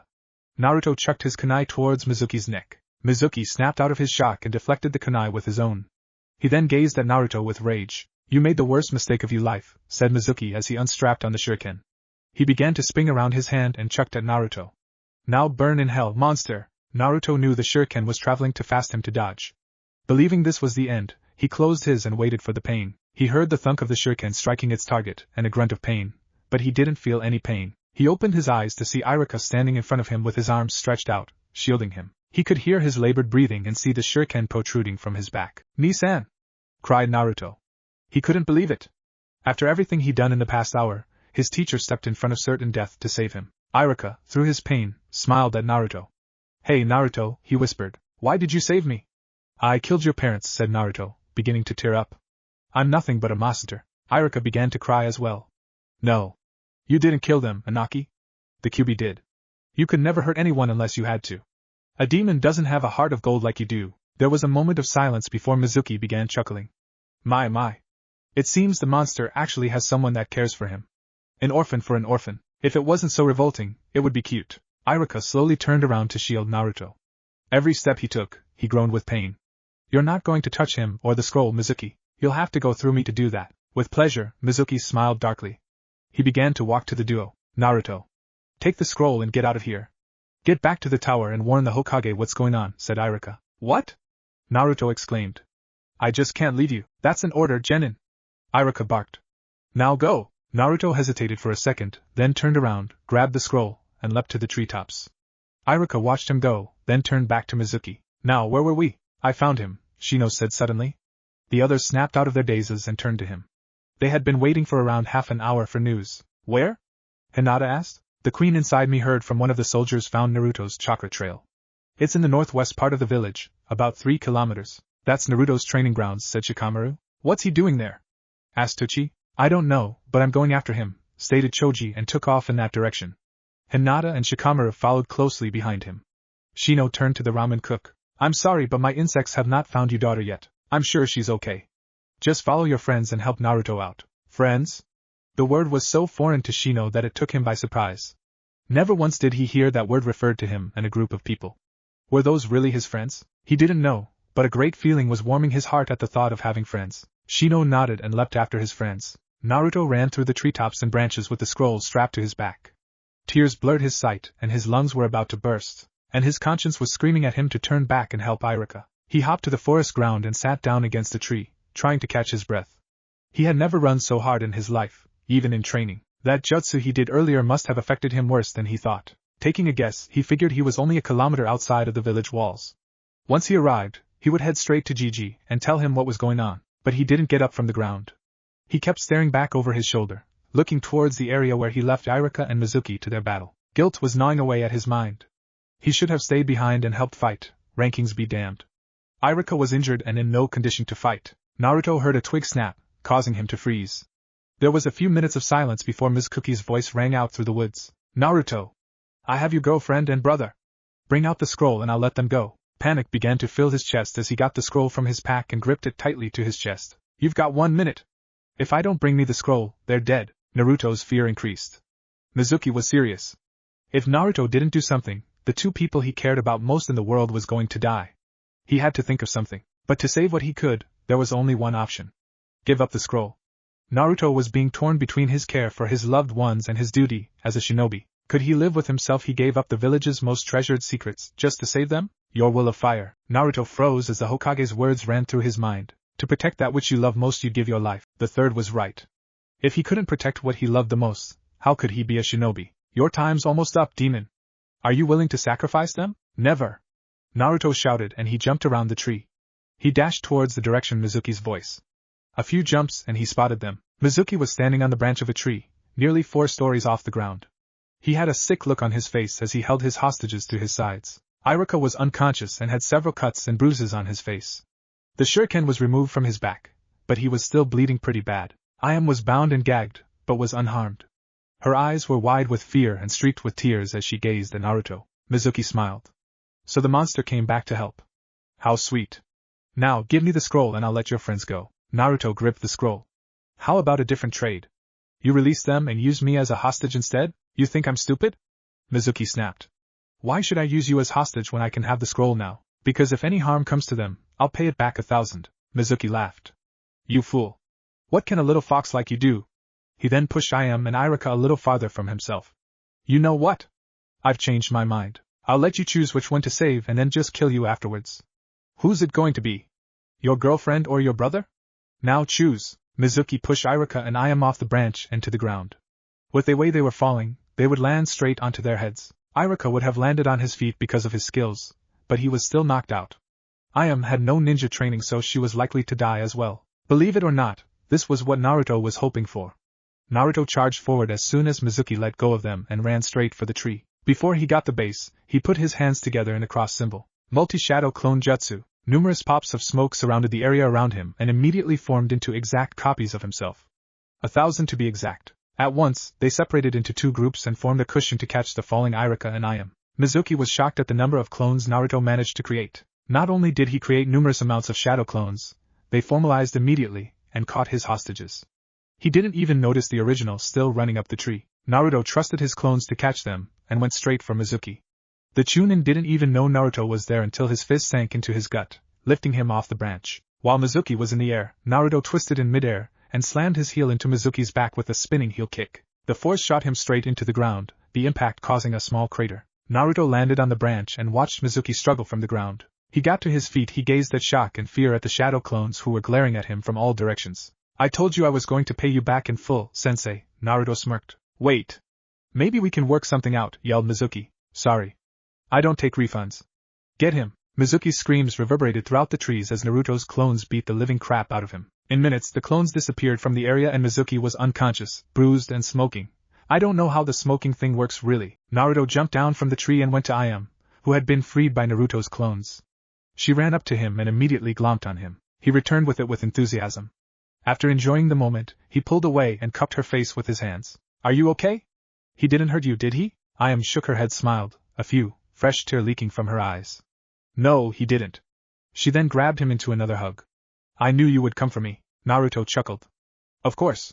You're my girl, and you're my knight in shining armor, she replied. Naruto rose an eyebrow. I'm a what? A grunt of pain broke his eye contact, and towards the sound. Iruka, who was laying peacefully on the ground, was stirring awake. The two broke apart, and walked towards the injured teacher, who was beginning to open his eyes. Are you okay, Nizan?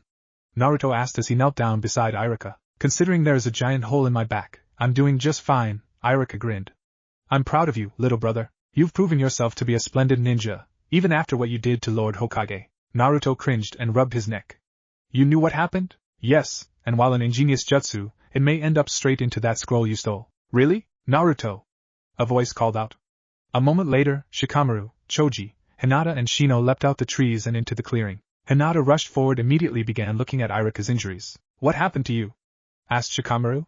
He gaze drifted around the forest, ending with Mizuki on the ground. Ayame was kidnapped by Mizuki and held for ransom for the forbidden scroll in the Hokage Tower, Naruto explained while Ayame lowered her head in shame. Naruto grabbed her hand and smiled, assuring her it was not her fault. Ms. Cookie was a traitor? Asked Choji as he poked the Chunin's body with a stick. What a jackass. Senpai, we need to get Iruka to the hospital, Hinata suddenly said. She was holding Iruka's back while he tried to sit up. His wounds are not life-threatening, but I'm not positive he's out of danger. I'll have my insects contact my family and warn the hospital, Tsuchi-san and Hokage what has transpired here, Shino told everyone. Thank you, Shino, Naruto said. He put his hands in cross symbol once again. Shadow Clone Jutsu. 4 clones proved into existence, causing his friends to widen their eyes in shock. I'll explain everything when we get back to the tower, Naruto stated. He looked at his clones. You two, help Iruka to the hospital and please be careful, he said to the clones on the left. You two, tie up Mizuki and take him to the tower in Anbu, he told the clones on the right. Sir. The clones saluted and got to work. Naruto turned to his friends. Let's get going, he told them. They nodded and took off into the woods, the clones, Iruka and Mizuki right behind them. He turned his back to Ayame and lowered himself slightly. My lady. Ayame smiled and hopped onto Naruto's back. Then he leapt into the trees after his friends. The group dropped Iruka off at the hospital while Naruto's clones took Mizuki to Anbu headquarters. At the hospital, after Iruka got admitted, Naruto was able to meet Shino's father, Shibi. He was there to meet the group that Shino was spending his time with. I'm proud of Shino to see that he used his Kikai insects to track his comrades down. He's proven himself to be a great wielder of his hive. I think after tonight, Shino has become a comrade and a great friend, Shibi-san, Naruto admitted. I was really grateful for his help tonight. Everyone around him nodded in agreement. I'm now even more proud to see that he has friends, said Shibi. He then turned to his son. Come, Shino. We need to get back to the compound. Yes, father, said Shino and began to walk away. Hey, Shino, would you like to come with us at the stand tomorrow and continue our graduation celebration that we had to postpone? Shino looked at his father, who gave him a nod. I would be honored, Naruto-san. Good. See you at noon then, Naruto said and stuck his hand out. Shino gazed at it for a moment, then grasped it and shook. Naruto and Shino both smiled as they let go. Then the Aburames left. Senpai, we should get home as well, Hinata told him. You can tell us the story tomorrow. Yeah, she's right. If I don't get home soon, my mom will smack me upside the head again, Shikamaru groaned. I need to get home as well. I'm starving, Choji complained. Naruto chuckled. Okay then, we'll meet at the stand tomorrow for lunch. Everyone said their goodbyes while Naruto and Ayame went to Hokage Tower. This time of night, the streets were empty. Naruto once again carried Ayame to the tower. The two were silent throughout the trip, but it was enough. Naruto could feel Ayame's cheek resting against his back. To be honest, he really enjoyed how close she was to him. The warmth he felt from her was amazing. Naruto jumped to the Hokage's balcony and knocked on the window. Sarutobi saw the couple sticking to the walls and got up from his chair to open the glass. Naruto, Ayame. It's really great to see you both alive, the Hokage smiled. Ayame. Tsuchi, who was sitting in the chair at the Hokage's desk, got up and hurried to his daughter. She jumped off Naruto's back and jumped in his arms. Dad. I thought I wouldn't see you again, Ayame cried. Naruto could see the tears falling from both their faces and his heart warmed at their reunion. He unstrapped the scroll from his back and laid it on the Hokage's desk. But before he could say anything, he felt himself being turned around and embraced by Tsuchi. Thank you, Naruto. When the Hokage informed me what happened, I thought I had lost her, just like her mother. Thank you for bringing her back to me, sobbed Tsuchi. Naruto just chuckled and rubbed Tsuchi's back. It was nothing, Pops. I would do anything to protect her. The Hokage and Tsuchi smiled while Ayame blushed a cherry red, but with a grin. I'm proud of you, Naruto, started the third. You've shown the courage and ability of a true ninja this evening. And not only that, I heard from Iruka that you mastered an A-rank jutsu from the scroll within a matter of minutes. That is truly extraordinary. Naruto smiled, but then frowned. Memories of what happened afterwards flooded through his mind. Is something wrong? Asked the Hokage. Yes, sir. There is the fact that my father is the fourth Hokage and the burden he left me with. The Ichiraku's eyes widened in shock. Then they realized the truth when they saw the resemblance between the two. It was uncanny. Naruto, you have to understand, started the third. I understand why you kept it a secret, Lord Hokage, Naruto interrupted. The third winced at his force. The fourth kept it a secret because of the enemies he made, and if any of them discovered who I was, they would stop at nothing, see his heritage dead, even if it meant starting a war. I'm glad to see you understand, said the third. No. What I don't understand is what he did the day I was born. So you know of your prisoner? Asked the Hokage with a crestfallen gaze. And why the people hate me? I am Jinchuriki for the Kyuubi no Kitsune. The demon is sealed within my body and everyone in this village believes I'm it reincarnated. Before the Hokage could reassure him, Tsuchi stepped forward and put his hand on Naruto's shoulder. You are not the Kyuubi, Naruto. I've known of the burden you carried since the moment you walked into my shop nearly 6 years ago. And when I saw you, I saw a boy, not a monster. Ayame stepped up next to her father with a look of sadness on her face. Everyone is blind to see who you really are, Naruto. A man and a strong ninja. You're not at all bothered by this? Naruto asked, his voice breaking. The Ichirakus didn't answer, but pulled the boy into a group hug. Naruto could feel the kindness and warmth they gave, and it felt like he was a family member already. That was a good enough answer. And for the first time in a long while, Naruto felt his eyes getting moist. It was a few minutes before they broke up and turned back to the Hokage, who had a smile on his face. Naruto had actually found a chosen few to actually care about him. Then he turned back to business. Naruto, when you became a genin, you automatically became an adult in this village. This means you can have access to your father's family vault, library and estates. You can take up his name and become a clan head of the village, even at your age. No, Naruto said simply, I don't want any of that. This caused the Hokage's mouth to fall open. He gaped like a fish for a few moments before he found his voice. No? You don't want? Why not? Because that bastard stopped being my father the moment he sealed the QB within my body. He gave his own son as a sacrifice in hopes that I could harness its power. The fourth turned me into a weapon for the village. He felt his hand being grasped by Ayame and squeezed gently in assurance. He smiled. If I'm going to be Hokage, I'm going to create my own name in the world through my own sweat and blood, not have it jump-started because of who my family is. The Hokage stared at the blonde for a few minutes of silence and sighed. If that is your wish, then I can respect that. However, I will have to inform the council of what has transpired tonight, and that includes your heritage. Can you ask them to keep it a secret? Asked Naruto. I don't want the whole village to know about this. I can try, Naruto. We'll talk about this more in a couple of days. Right now, I think Ayame and Teuchi could use some rest after what happened. Naruto looked at the clock, which read almost midnight. He turned to the Ichirakus and saw them beginning to get tired. I think you're right. I'll come after lunch tomorrow, if that's okay with you, Gigi. That will be fine. Now you three go get some sleep, said the third. The trio turned to the door and were outside in the hallway when Sarutobi called out again. Oh, Naruto, one more second please. I'll meet you outside, Naruto told them. He then walked back into the room and shut the door. Yes? The third pulled a stack of Rio notes from his desk and placed them on the table. By defeating Mizuki, I think you've earned a little bonus. Naruto gazed at the money with wonder. You serious, Gigi? I'm sure, the Hokage grinned. It's the standard reward for defeating a traitor. Take it. Naruto only hesitated for a second before picking up the money and pocketing it. Thanks. See you later, Naruto. The three walked down the abandoned street on their way to the Ichiraku's house. It was a nice night for a walk, Teuchi noticed, as he watched the two kids in front of him. Even in the light, he could see that they were holding hands. Teuchi smiled at the teens that were finally getting together. When they arrived at the house, Naruto pulled away. I'll see you guys tomorrow. Goodbye, Naruto. Teuchi waved to the boy, but immediately noticed that Ayame didn't say anything. He looked at her to see a look of fear cross her face as she watched him leave. In fact, she began to tremble a little bit. Then Teuchi realized she was scared. Scared of him leaving her. Wait, Naruto, Teuchi called out. The boy stopped and hurried back to them. Why don't you stay with us tonight? Really? Asked Naruto with a surprised look. He didn't, however, notice the look of relief on Ayame's face. Yeah. We need a strong ninja to protect us. And after tonight, I don't want to leave Ayame unprotected. Naruto looked confused for a moment before shrugging. Sure, no problem, Pops. Thanks, son, Teuchi said and unlocked the door.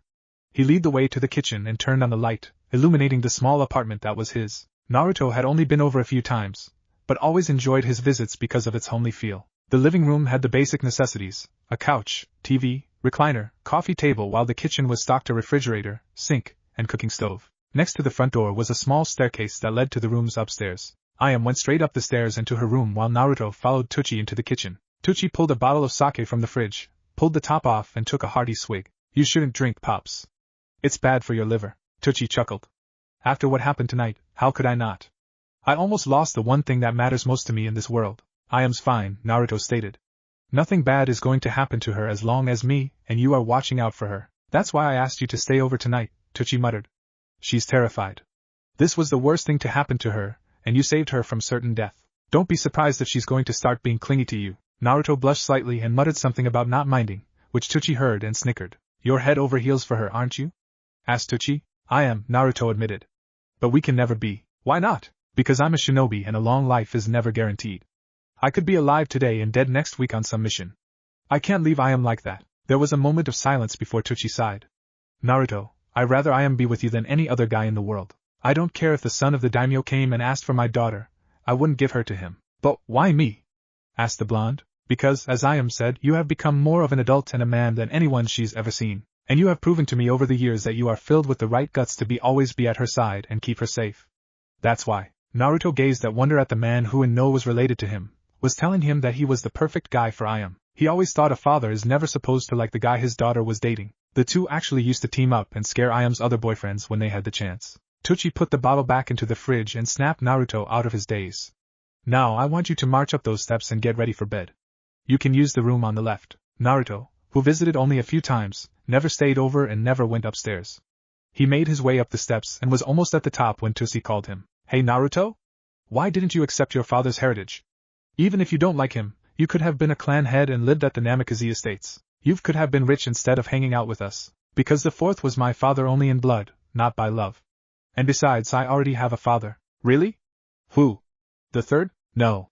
You, Pops, Naruto smiled. A look of shock was on Tucci's face before he returned the smile. Now, if you don't mind, I'm going to bed, Naruto stated as he climbed up the steps to the second floor. Good night, Dad. Good night, son, Tucci called back. He then filled up a glass of water and walked into the living room and sat down in his recliner, hoping to enjoy some peace before going to bed. Then 2 surprise shouts came from upstairs. Tucci just closed his eyes and smirked. Sorry, Naruto said as he turned around and faced the wall across the hallway. Naruto, it's okay. You just scared me, Ayame said breathlessly, holding her hand to her heart. What are you doing in my room? Your Pop said I could sleep in here. Why didn't he tell me this was your room? I guess he thought it would be funny, Ayame chuckled. Well, aren't you going to come in? Wait, are you blushing? Yes, he was.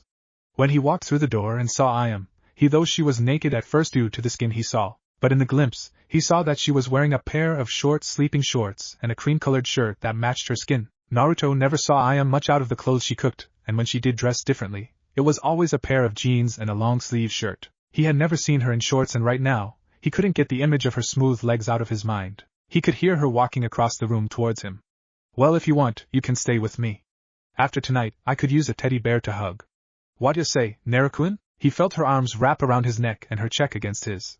Right now, he was sure he was glowing red now. Okay, Naruto tried to say, his tongue getting stuck in his mouth a couple of times.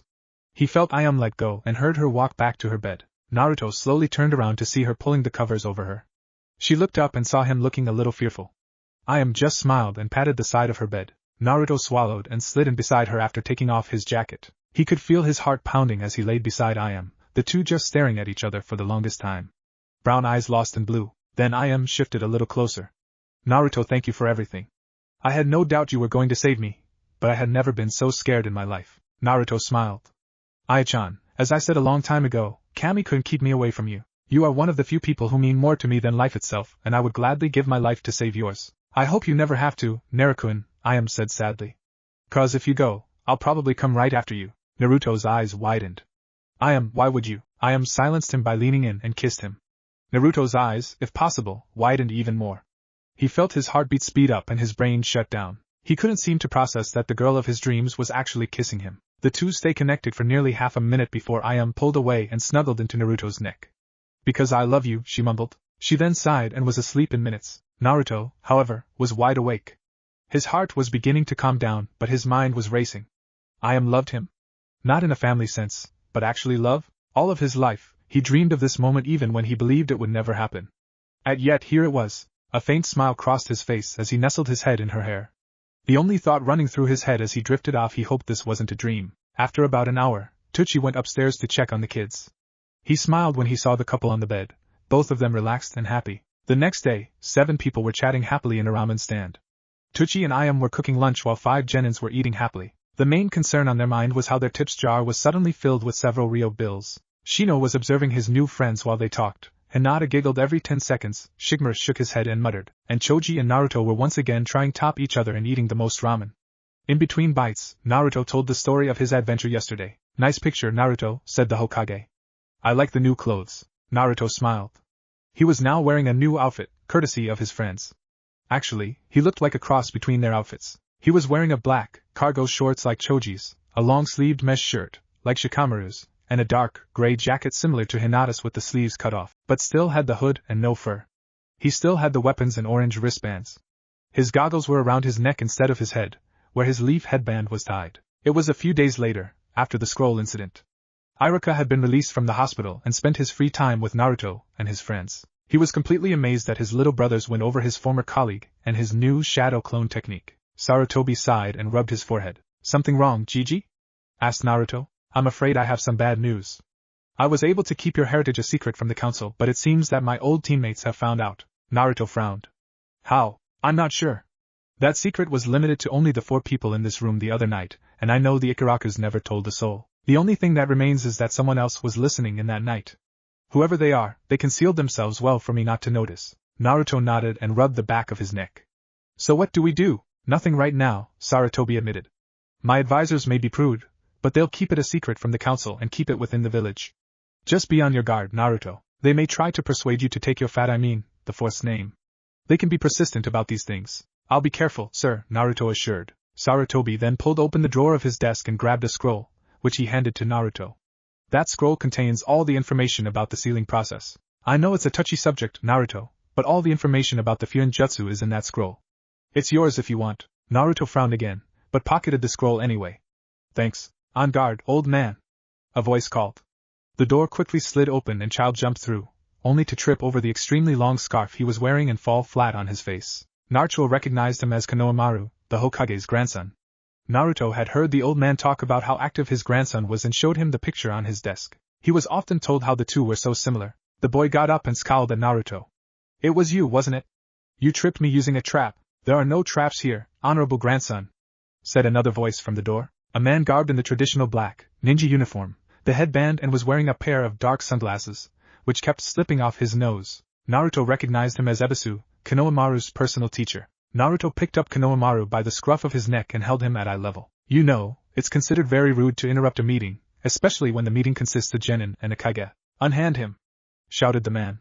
He's the grandson of the Hokage. Naruto glared at the kid, who smirked. The blonde growled and flicked the kid on his forehead, then dropped on his butt. Like I actually care, said Naruto, who turned towards the door. See you later, Lord Hokage. Ja-ni Naruto, said the third. He saw Ebisu's mouth was dropped in surprise at the actions of Naruto, while his grandson watched Naruto walk out. Naruto walked out of Tower's gates and towards Ichiraku's. He told Tsuchi he would help this afternoon at the stand, and he was already running late. But he got halfway there when he heard quick footsteps behind him. He tried to ignore it, but it followed him whatever street he turned on. After a few minutes, he finally turned around to see a kid holding a blanket with a wood paneling design against a wooden fence. But Naruto could see the kid's feet at the bottom, his ponytail at the top, and a blue scarf on the ground. Konohamaru, you really need to work on your stealth and concealment tactics if you're going to be a great ninja. Konohamaru dropped the blanket and smirked at Naruto. So, your abilities are a match to my own in greatness. I've chosen well. Naruto rose an eyebrow. Chosen? What the heck are you talking about? Konohamaru pointed at Naruto. Train me. Please teach me the technique you used on my grandpa. If I learn it, I can use against him and become Hokage. Naruto snickered. Did this kid really believe he could be Hokage at such a young age? He had a big head and big dreams. Naruto could actually see the resemblance between the two now. It was like having a little brother. All right. Follow me and I'll show the wonders of my own personal jutsu, ramen style. Yes, cheered Konohamaru. He followed his new teacher to their training. Lord Hokage. Where's Konohamaru, sir? Ebisu asked frantically. The third shrugged. I don't know Ebisu. Maybe he went off to find Naruto. Ebisu gasped and ran out of the office, intent on separating his charge from the monster. Sarutobi sighed and gazed back down at his crystal ball, watching Naruto train his grandson. This ought to be good. Please, for the love of Kami, don't teach him your sexy jutsu. His mother would kill me. This is not training. This is work, complained Konohamaru. He was currently molding noodle dough, trying to mix his chakra with it while Naruto was cooking with Tsuchi and Ayame was making a deliveries. You wanted to learn my style and this is how I got started, Naruto assured the boy. He was currently stirring a batch of broth while a clone was pulling noodles from the boiler. And besides, if you're not working hard enough, you'll never get stronger. Konohamaru grunted and continued kneading and stretching his batch of dough. Naruto just chuckled and served a bowl to several customers who didn't seem to mind eating at the stand when he was working. Tsuchi was praising Naruto for using his ability to use clones to help with the cooking. After a few minutes, Naruto called a halt to Konohamaru's training and decided to test it. The two walked into streets, spaced about 10 feet apart. Konohamaru put his hands together in the tiger hand sign and channeled his chakra into the dough. Ninja art, noodle bind jutsu, he yelled. He threw the ball of dough at Naruto, who braced for the attack. He felt the dough impact his chest, where the dough stretched around his body. Konohamaru yelled in victory, thinking he won. But then the dough began to slack and drip to the ground. When Naruto was unbound, he picked up the dough and put in the trash. Nice try, Kono. Arg. Why can't I get? Konohamaru yelled. I thought this jutsu would be a perfect shortcut to become Hokage. Naruto frowned and smacked Konohamaru in the back of the head. If you think this is a shortcut, you're sorely mistaken, you baka. You can't become a strong ninja, much less a Hokage, by cutting corners. A ninja becomes as strong as he can be through hard work, not giving up, and keeping your will of fire strong. Will of fire? Konohamaru asked. You mean that gibberish the old man keeps talking about? Naruto smacked him in the head again. Say one more stupid thing, I dare you.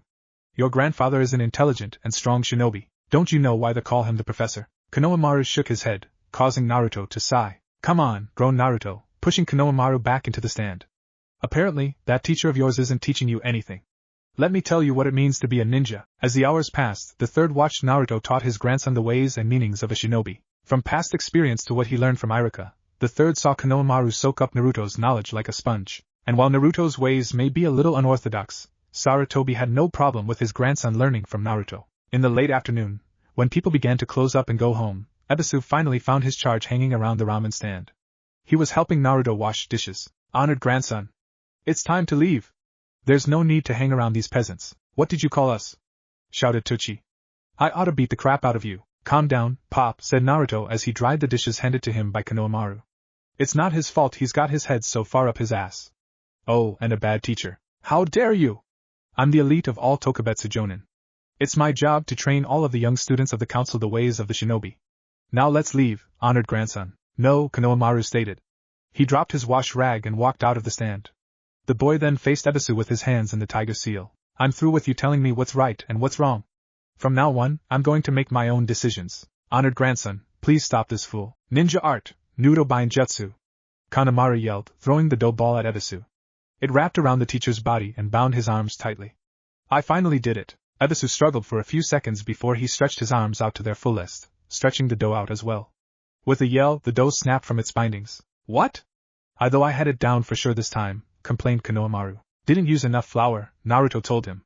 Try more next time, Ebisu grumbled as he picked at the dough that still remained on his shirt. Honored grandson, you can't lower yourself to using such childish tactics. A swift killer intent suddenly engulfed the area. Everyone turned to its source and saw that Naruto had froze. He slowly turned around and glared at Ebisu, who swallowed and got into a defensive position. Naruto then hopped over the counter and stood beside Konohamaru. Childish? Childish?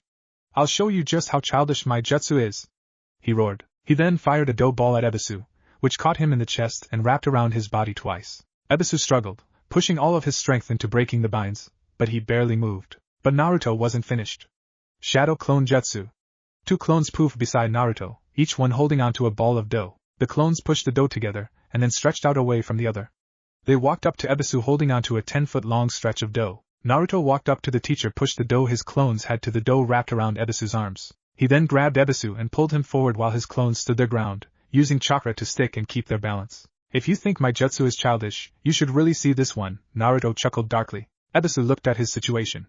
Two clones were behind him, holding onto the ramen dough as it was stretched to its limit, and nearly 15 feet long. In fact, the only thing keeping it from snapping was, Ebisu's eyes widened in shock.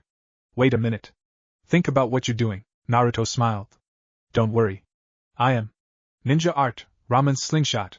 He let go of the dough, and it snapped back to his clones. Ebisu was knocked off his feet and was sent flying into the air. His screams faded each second as he flew farther away until he landed somewhere in the village. Where did you send him? Asked Tuchi, who came out of the stand to watch the flight. A few seconds after he landed, the three heard several female screams and the distant sounds of punching. The women's bathhouse, apparently. Naruto and Tuchi chuckled and went back to the stand. Naruto stopped when he noticed Konohamaru wasn't with him and was still standing in the street. He walked back out and grabbed his shoulder.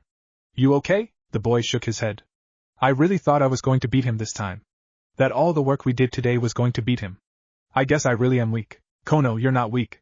You just started learning the technique and that jackass of a sensei, as much as I hate to admit, is an experienced shinobi. You just need to keep working hard and never give up. Remember, just like every ninja, you need to keep your fire strong.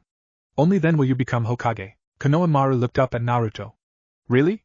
I can become Hokage? Definitely. But remember, you're going to have to beat me one day to be Hokage. The duo smiled. You're on, boss. Konohamaru. A voice called out down the street. The two looked up to see the third waving at them. It's time to go home. Coming. Konohamaru called. He ran down the street after his grandfather, but not before looking at Naruto over his shoulder. See you later, boss. Take care, Konohamaru. Naruto waved back. The blonde watched the grandfather and grandson hug before walking away. He kept watching until he caught a scent of strawberries. A pair of slender arms wrapped around his neck and soft lips on his cheek. You're a great teacher, Naruto.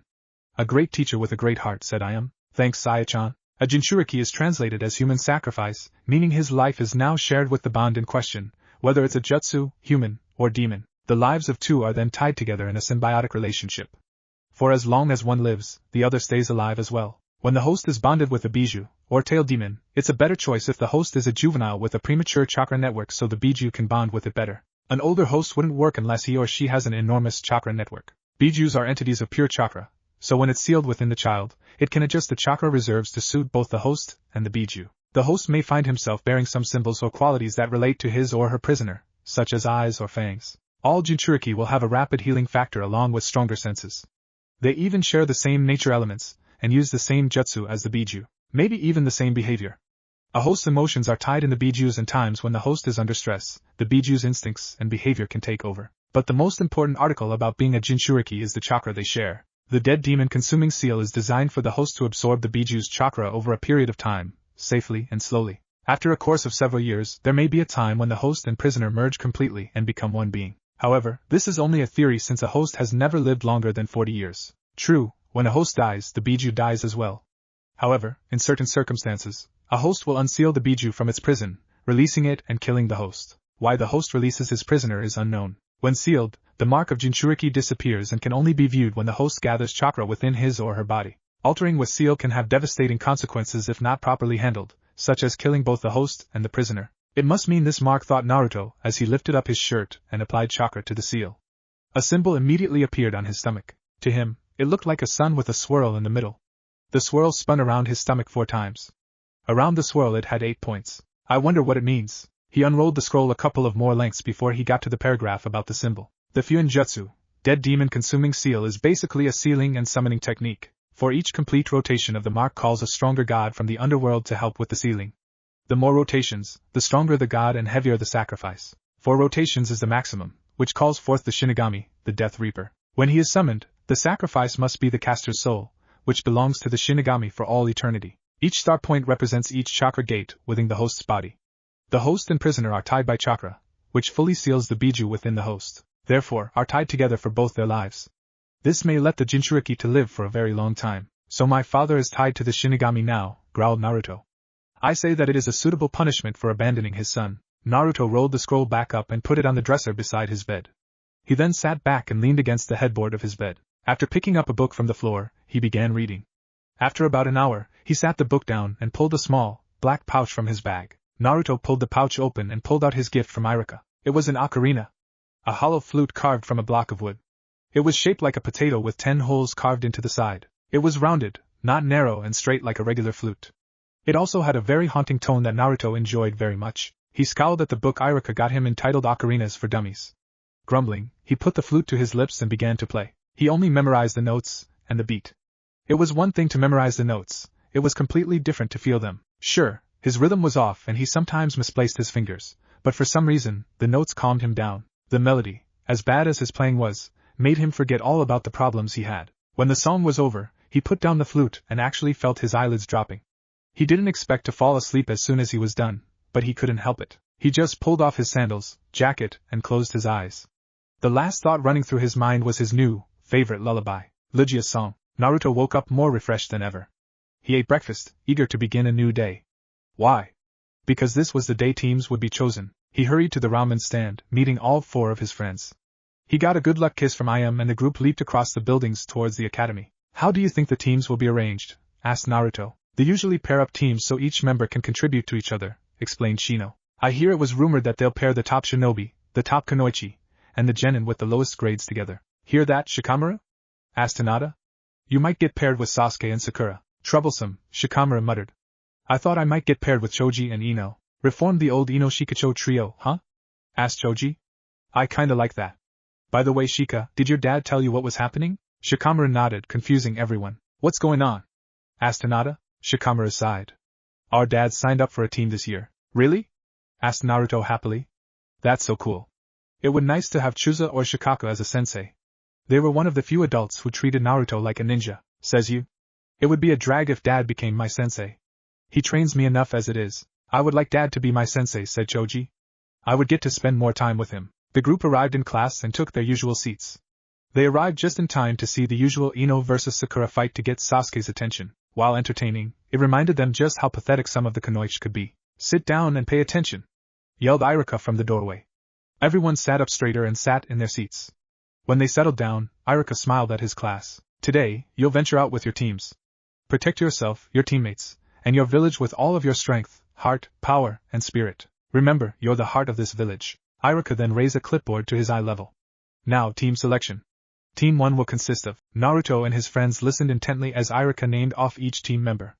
Each one was hoping they would be at least one friend. Team 7 will consist of Uchiha Sasuke, Haruno Sakura, and Inuzuka Kiba. Kiba groaned, but it was barely heard over Sakura's loud claim of true love conquers all and Ino's cries of distress. Team 8 will consist of Nara Shikamaru, Akimichi Choji, and Hyuga Hinata. Naruto couldn't help but cheer for his friends as the three were paired up. He knew they would watch out for each other and be reliable ninjas. Team 9 is still on the active roster. Team 10 will consist of Imenka Ino, Aburame Shino, and Uzumaki Naruto. "No! Not the dummy and bug boy!"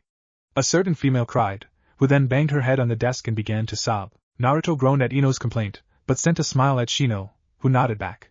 It would be good working with Shino, who had become a good friend over the past week. Even if he was quiet and creepy, Naruto believed that Shino and the rest of the Aburame clan were just misunderstood. That concludes the team listings.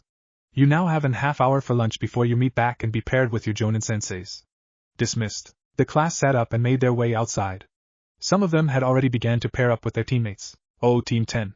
Stay behind for a moment," ordered Iruka. Naruto looked towards his friends, who stayed behind to see what was going on. He waved his hand, assuring them he and Shino would be okay. They nodded and left. Naruto, Shino and Ino stepped in front of Iruka's desk. "Team 10, your Jonin sensei has asked to meet him at Training Field 5 for your meeting. You are to meet with after your lunch is over." Naruto and Shino's eyebrows rose. Training Field 5 was the field the Hokage gave Naruto for the past few years. Now he was meeting his sensei there? After having lunch with his team, in which Ino spent the entire time complaining about how unfair it was for her not to be placed on a team with her precious Sasuke-kun, Naruto and Shino spent their time ignoring her and talking about who their sensei might be. When their lunch was over, Naruto sat up. "Okay, let's get going." Shino nodded while Ino huffed. The trio then chakra hopped their way across the rooftops, outside of the village, and into the training fields. When they arrived at Training Field 5/Naruto's grounds, they stopped at the sign marked 5. This is where Naruto spent most of his time training. It was a big, open field, nearly 10 acres across with a small river running through it. They were surrounded by several acres of trees, but if they looked closely, they could see the outlines of buildings in the village. Ino scoffed, and put her hands on her hips. "Well, where's our sensei?" Naruto wondered that as well. He did a full turn of the area when he spotted something really weird near the riverbank. He motioned to his friends at the figure. When they saw it, they all looked confused. Naruto walked to the riverbank, his teammates following behind him. As they got closer, the figure became more clearer. They could see it was a man, lying on his back with his hands behind his head. And the closer they got, the more familiar this man became. They were only a few meters away when Naruto stopped. His teammates stopped as well, confused. Their confusion grew when Naruto chuckled, walked and sat down a few feet from the man on his right.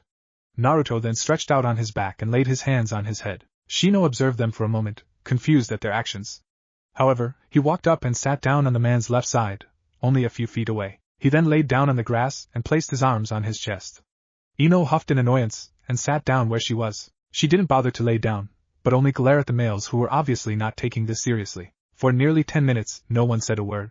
They just enjoyed the sound of the flowing river and the wind blowing in the trees. Then the man spoke. "You know, Ino, you need to learn to enjoy the little things. Like clouds," Ino scoffed. "Daddy always said you were a lazy shinobi." "I didn't take him seriously, though, but I can see it with my own eyes now." "Well, your father can be a stuck-up, know-it-all sometimes. Like father, like daughter." "What?" Ino squawked. Naruto and the man laughed. "Well, we might as well get started," said the man as he sat up. Team 10 was finally able to get a good look at him. He was dressed in the usual ninja sandals and shinobi pants. He was wearing a jonin vest, but was also wearing a very torn vest underneath it, and a mesh shirt. His face was covered in a few scars and had a very stern look to it, but it had a smile right now. Lastly, his hair was tied up in a familiar ponytail. "Team 10, I'm your Jonin sensei. My name is Nara Shikaku." Now, the original plan was to pair up teams so each member's talents would contribute to the fullest extent of the team they were on, explained Shikaku, yawning. This way, each team would be balanced into special teams. Some examples like a tracking team, CIA team, and powerhouse team. However, this year, we're going to try something different. "What do you mean, Shikaku-sensei?" asked Naruto. Shikaku groaned. "I'm not going to get used to being called that. How troublesome. What I mean is your entire class will be divided into 6 categories, then each student will be paired on a team with each student having a different ability. 6 categories? Asked Ino with raised eyebrows. Tracking, assassination, attack, capture, medical and interrogation. Each genin in your class has at least 1, if not 2, of these qualities. This way, each team will be an even match for any mission we are given by the Hokage. We'll also be able to take more missions. What kind of team are we, sensei? Shino asked. We're pretty much a combination of all, but our labeled group is TIT, tracking, interrogation, and attack. Shikaku turned to Ino. With your family's jutsu, you'll be able to see into our prisoner's mind and pull any information we're looking for. But I know how tiring that is, so we'll arrange you to have some torturing techniques as well. I know that might be difficult for you, but it's a necessary asset to a ninja. That won't be a problem, said Naruto. All Ino has to do is complain to the prisoner about her precious Sasuke and the guy would crack like a walnut. Ino's eyes went white with rage and growled. Shikaku and Naruto laughed while Shino quietly chuckled. Good idea, said Shikaku. But Ino, I looked at your records and found out you probably have the best chakra control of the team. If you want, I'll arrange you for you take healing jutsus at the hospital. Then, if any of our party members are injured, we won't have to retreat from our missions. Ino nodded, but didn't say anything. Actually, she looked a little disappointed at the thought of doing more training. Shikaku turned to Shino. With you Kikeichu insects, you'll be our tracker. Your father explained to me how your insects work, so we'll be relying on you to find our enemies or destinations. Also, your father explained that if you train hard enough, you can also become an assassination shinobi as well. He shared with me what you need to work on, and I'll help you as best as I can at controlling you insects and chakra. Shino nodded. To be honest, he was looking forward to his training with his new sensei. Finally, Shikaku turned to Naruto. Naruto, with the new jutsu you learned last week, you'll be our attack force. Your massive chakra reserves and shadow clones will be our key to a wide range of frontal attacks and if the need calls for it, covering our escapes. My son told me he taught you the basic chakra control exercises, so all you need to learn is more jutsus. Ones that are not taught at the academy. Naruto nodded, excited at the thought of learning more jutsus. However, you really need to work on your stealth. You have a lot of stamina, but you can be impatient and restless. I've read the reports from several chunin about your missions throughout the years in the village, so you need to work on keeping quiet and waiting for the right time to strike. We'll work on that. Naruto nodded again. He felt himself swell with pride about his pranks, but then lower at the comment about his stealth. Though he knew it was true. So when will we begin our missions, sensei? Shino asked. Hold on, let's not get ahead of ourselves. First, let's introduce ourselves. What? Asked Ino. We're a team now. We should know a little about each other. Your dreams, ambitions, fears, dislikes, and goals. Stuff like that. Be sure to tell me you all the jutsu you know as well, Shikaku said happily. Can you give us an example? Sure. My name is Shikaku Nara. I'm a jonin for the village of the Hidden Leaf. My hobbies are cloud watching, playing shogi with my son, and hanging out with my friends, Chuza and Inoichi, at the bar. My dislikes are cloudless days and my wife nagging at me to help out around the house on my days off. My goal is to teach you 3 the most I can, pass leadership of my clan to my son, and spend my retirement watching the sky. Like that? Okay, nodded Ino. Why don't you go next? Shikaku suggested. Me? Well, my name is Ino Yamanaka. My hobbies are picking flowers, helping my family at their shop, and she trailed off before blushing. Chasing Sasuke finished all 3 males. My dreams are she trailed off again, giggling. Sasuke as my boyfriend finished all 3 males. My dislikes are forehead and perverts. She shouted. Ukake and your jutsu abilities? Now Ino looked a little sheepish. Well, I know all the jutsu and taijutsu they taught us at the academy. And I know my father's mind-body switch jutsu, but that's about all I know. Shikaku sighed. Ino, I'm not going to sugarcoat it. You're from a very prestigious clan, you should know more jutsu than that. Your father told me that he's tried to teach you the clan's fighting style along with several of his jutsus. But he said you had other plans, and from your little speech just now, I think I know what you've been spending your time doing. Ino hung her head in shame. Her sensei's stern look turned soft a little. But that's what I'm here for. It's my job to motivate you to become an excellent kunoichi. However, how far will be up to you. Ino grinned and nodded with determination. Shikaku returned the grin and turned to Shino. Your turn. My name is Shino Aburame. My hobbies are collecting rare insects for my family, training with my father in Kikeichu, and spending time with my friends. Naruto smiled at Shino. The boy was coming out his shell and enjoyed spending time with Naruto and his friends. My dislikes are people who kill insects without reason, insecticide and fire. My dreams are to one day take over my clan and lead them to a time of prosperity, one where my family is brought into the light instead of hiding in the shadows.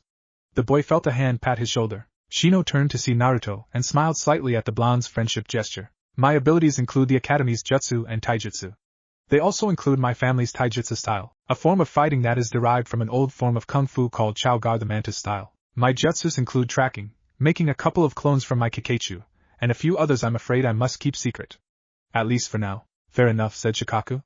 You're right along where I thought you would be. Although, your jutsus are limited only to your Kikeichu. We might have to add some elemental jutsu to your arsenal once we find out what your element is. Shino nodded. He only knew it was a matter of time before he had to learn his element. And our finalists, said Shikaku to Naruto. My name is Naruto Uzumaki. My hobbies are pulling pranks, training, hanging out with my friends, working at my pop's ramen stand, and spending time with my girlfriend. Shino and Shikaku smiled at the mention of friends, which they knew the boy treasured very much, while Ino's mouth fell open in shock. Wait. You have a girlfriend? Asked Ino. Ino, let him finish, Shino interrupted. My dislikes are people who blame others for problems they have no control over, traitors, and anyone who threatens the people I care about. My dream is to one day become Hokage and earn the village's respect my own way. My abilities are everything that I was taught at the academy. I know the Shadow Clone Jutsu and my own personal jutsus, ramen style. Shikaku chuckled. The Hokage and Iruka informed me what happened last week. I heard that bind of yours is deadly, and your slingshot is accurate. I may have to watch my back when we spar. Also, with your abilities, you might be the key person in capturing our opponents. Ramen jutsu? That sounds pretty stupid to me, scoffed Ino. Naruto gritted his teeth. Maybe you'll find out. Okay, calm down, said Shikaku. Then his face turned serious. Now, it's time to get on with the real deal. Yes, sir! Exclaimed Naruto. What will be our first mission, sensei? You will not be going on missions right now. In fact, you will have one final test just to see if you are worthy of becoming Shinobi of the Leaf. Sort of a test to become genin. What? Ino squawked. We already passed to become genin.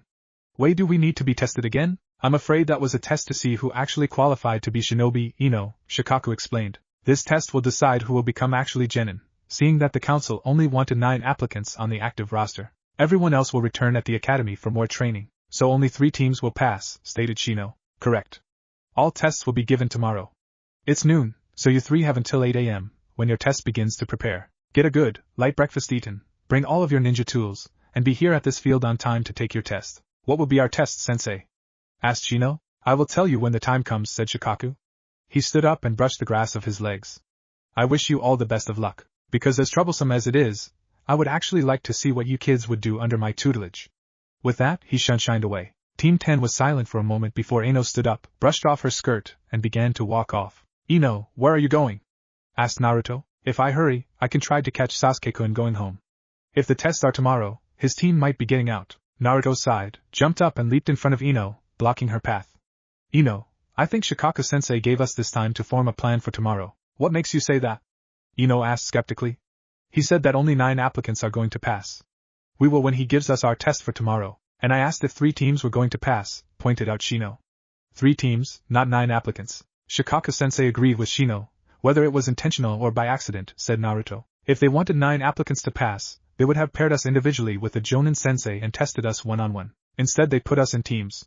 The council and academy would not put us in teams of 3 if they didn't want us to pass as a team, finished Shino. And besides, I don't think Shikaku-sensei would make us learn about each other if he didn't want us bond as a team, added Naruto. Ino put her hands on her hips. Okay, let's say for one moment I agree with you too. What do we do now? We train, answered Naruto. We form several different battle strategies to prepare for whatever Shikaku-sensei has planned for us tomorrow. That way, we'll be prepared for whatever he's got for us. It will most likely be some type of strategy that will relate to our team, suggested Shino. Shino's got a point. We need to find a way in which our abilities will attribute one another. Sensei said we are a combination of all categories, so we should find ways of combining them. Shino and Naruto started at Ino, waiting for her answer. After a minute of silence, she shook her head in resignation. Fine. Where do we begin? Naruto smiled. I think we should begin on sparring, just to see how far we are in our fighting abilities. Then, we'll work on creating combo attacks with our jutsus and form strategies on how and when to use them. So, who spars first? Asked Ino. Naruto's smile turned dark as he pulled a ball of dough from his pocket and began to toss it around. Ino, my dear, you said something about my style being stupid? Asked Naruto sweetly. Iwoo. It's in my hair. Get it out. Whined Ino as she pulled out clumps of ramen dough out of her blonde locks. It was several hours later. The sun was beginning to set and bathe the grounds with an orange glow. Team 10 finished their training and was now walking through town, hopeful that their work was not a waste. They spared to find out who was the strongest fighter, which turned out to be a tie between Shino and Naruto. Ino was an average fighter with great speed and flexibility, but not enough stamina. Shino was a more seasoned fighter, having trained with his father since he was a boy, but he relied too much on his Kikeichu insects instead of his mantis style. Naruto had stamina, strength, and speed. However, he was limited only to what he learned in the academy. Iruka tried to give him as much coaching as he could, but Iruka didn't have a definitive style either. Then they showed each other their jutsus. Like she said, Ino was limited only her father's mind possession technique. Shino's capabilities were mostly linked to his insects. Such techniques were creating clones with them, forming a protective dome around himself, and using them to swarm his opponent and drain their energy. Naruto's techniques ranged from his newly developed shadow clones, Nudo Bind, and his ramen slingshot. He also showed them a new one he was working on, which worked, but had unusual results. I'm going to get you for this, Ino grumbled again. She finally got the clump she was working on and began working on another. Sorry about that, Ino, Naruto apologized. But you did deserve it. The hell I did, yelled Ino angrily. And I still think your style is ridiculous. Naruto sighed and kept walking. Even if his style was a little childish, he was taking this more seriously than Ino. Throughout their practice, all she did was complain about missing the time she could be spending with Sasuke. Naruto and Shino had just about had it, but then Naruto's mood changed when he saw Ichiraku's and teammates sitting on the chairs. He walked into the stand with Shino right behind and the two sat in the remaining chairs. You've become a bad influence on us, Naruto, Shigure muttered as he drank a cup of tea. For some odd reason, I can't seem to end my day without at least an hour of cloud watching on my family's roof and having a meal here. It's very troublesome. You know you like it, Choji mumbled through a mouthful of noodles. It's like our unofficial rule. I also enjoy it, smiled Hinata. It's the only place I can feel like I belong. Everyone's mood shifted when she said that. They knew the problem she had at home trying to convince her father and clan she was a good shinobi. You belong anywhere your friends are, said Tsuchi as he put a bowl of ramen in front of Shino and Naruto. That's where your true place is. Believe it, Naruto added, causing everyone to groan/chuckle. Hey! Cried Ino from outside the stand. Where am I supposed to sit? Naruto had completely forgotten about Ino. He thought she would go straight home or find out where Sasuke was. She just stood silently outside with her hands on her hips and a scowl on her face. Sorry about that, Ino. Here, take my seat, Naruto offered. He picked up his bowl and went behind the counter to sit on the spare Tsuchi had. Ino sat down. So this is the ramen stand you work at, she said. I got to say, it doesn't look like much. Naruto glared at her while Tsuchi just chuckled. I know we're not the glamorous place to eat in Konoha, but offer the best ramen you could find anywhere, Tsuchi said happily, and I wouldn't trade it for anything. Even the sandame eats here, Shino said, hoping to encourage Tsuchi's business. He had grown very fond of the place. I'll believe that when I see him here, in the flesh, Ino scoffed. She then scowled at the ramen everyone was eating. Personally, I don't see how anyone could eat that stuff. It's fattening, unhealthy, and does nothing for your figure. So? All the kids chorused. Everyone there ate healthily and smart. No one besides Naruto and Choji ate more than a bowl a day. Shikamaru mostly just drank the green tea Tsuchi served. Hinata ate rice balls that the stand had begun to serve. And Shino just came for a bowl and to spend time with his friends. Ino just sighed loudly and crossed her arms. She then looked around the stand. So where's this girlfriend of yours, Naruto? She's out making a delivery, answered Tsuchi. She's done with the delivery, said Ayame as she walked under the curtains. Hello everyone. Hi, Ayame. Everyone answered back. Ayame walked behind the counter and placed the delivery bag onto the counter. She then kissed Naruto on the cheek, who smiled back at her. You're Naruto's girlfriend? Ino asked in shock. The brunette to Ino was very pretty. She couldn't believe a girl like this liked Naruto. Oh, you must be Naruto-kun's new teammate, smiled Ayame. She stood behind Naruto and placed her chin on his shoulder. My name is Ayame and yes, I'm his girlfriend. Naruto is the biggest goofball in our class. How can you like him? You're so pretty and well old, reasoned Ino. Time pretty much just froze as Naruto's friends stopped whatever they were doing with a look of horror on their faces. Tsuchi's jaw dropped, and he inched away from his daughter. Naruto just rolled his eyes at Ino's stupidity. The amount of killer intent flooding the stand was enough to smother everyone. If they weren't ninjas, they would have probably run away in fear. In fact, several civilians outside had mysteriously vanished at Ino's words. Old? Ayame said sweetly. Shino, who was a very calm and collected person when in danger, actually grabbed his stool and began to hop away from Ino. I'll have you know that I'm only 16. And I would appreciate it that you shut your mouth, princess, before you lose all the teeth inside it. Ino glared at Ayame. That's a lot of talk coming from a waitress. Why don't you put on your apron and be a good little thwok? Ayame's trusty cleaver was halfway into the counter. Ino looked at and swallowed, but tried to keep the glare on her face. The next time I swing this, it's going to cut through the pretty ponytail of yours, princess. And I never miss. The two girls just glared at each other, one with full confidence while the other's was fading. After a few seconds, Ino got up and walked to the curtains, but she turned around just before she walked out. I still don't believe you're Naruto's girlfriend. There's no way the idiot could grab a girl like you. Ayame stared at her a moment before whirling around, grabbing Naruto by his jacket, and placed a very passionate kiss on his lips. Everyone's mouth dropped open in surprise. Tsuchi dropped his spatula, Hinata's rice ball fell out of her hands, Choji dropped his chopsticks, Shikamaru lost the grip on his cup, and Shino's glasses fell to the tip of his nose. After about 10 seconds, Ayame finally let a dazed, but happy Naruto go. She took a deep breath and whipped the hair out her eyes. That's because I grabbed him, she smirked at Ino. The blonde girl gasped like a fish before spinning on her heel and storming out of the stand. Everyone inside looked at each other before laughing. Oh man, that was priceless, gasped Shikamaru between breaths. For the next couple of hours, everyone just talked about their teams. Shikamaru groaned, but grinned slightly, when he heard Team 10 got his father as a sensei. He told Naruto and Shino that if they pass tomorrow, they'll be working hard for the rest of their genin years, despite the fact Shikaku could be just as lazy as his son. Team 8's sensei ended up being a woman named Kurina Yuhi, a kunoichi who had mastered the genjutsu arts. Shikamaru kept muttering about how troublesome it was to have 2 women ordering him around, his mom, and now his sensei. Hinata, who had really liked her teacher, told the lazy ninja that if he didn't straighten up around her, he'll have 3 women ordering him around. Shikamaru just gaped while everyone else applauded Hinata, who blushed brightly but grinned. When it was time to close up and his friends had already gone home, Naruto volunteered to clean up by himself. Pops, you guys go ahead and go home. I'll use my clones to clean up. Are you sure? Asked Tucci. Naruto formed a few hand signs and 5 clones poofed beside him. Once they formed, they immediately started cleaning and packing ingredients. The original smiled at the Ichirakus. I think I'll be okay, replied Naruto. Tucci looked around before bursting in tears. He hugged the boy he always thought of as a son. I never been more proud of you, cried Tucci. With your clones, who needs to me, you, or I am to clean up? You can do it all from now on. Naruto frowned, but patted Tucci on the back. He's proud of me because he doesn't have to work? Is that normal? Tucci let go and began to walk back to his house, rubbing the tears from his eyes. Don't forget to lock up, he called as he walked away. Ayame shook her head at her father. Don't listen to him, Naruto. He's had to clean the stand every single night for the past, so he believes that this is a sign from a higher power. What about you? Are you proud of me? Ayame hugged the boy and kissed his cheek. I've always been proud of you. Naruto smiled and hugged her back.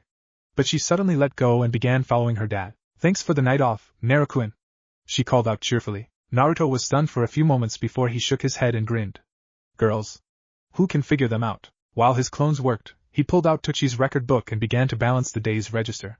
He frowned at the losses, which were beginning to grow again. He saw that the money from Mizuki's capture had helped for a moment, but was now back to its original losses. He had just began to finish the last record when he heard the bell attached to one of curtains ring. I'm sorry, but we're closed, Naruto said without looking up. I'm afraid we're not here to order something, said an old, authorate voice.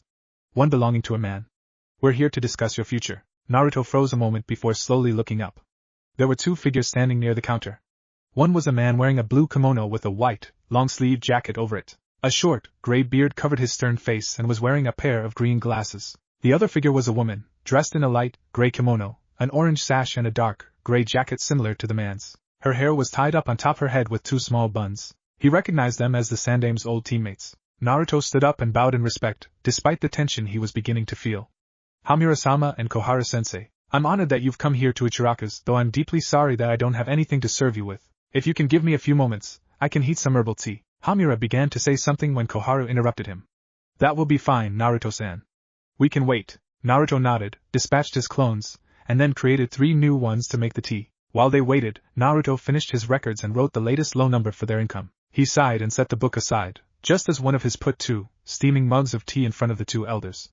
As they grasped their cups, the clones dispelled themselves. So, what can a genin of Konoha do for the advisors of the Hokage? Koharu took a sip and put it back down on the counter. Naruto-san, you are much more than a genin. You're the last symbol of hope for this village. Naruto knew what they were talking about, but decided to play dumb.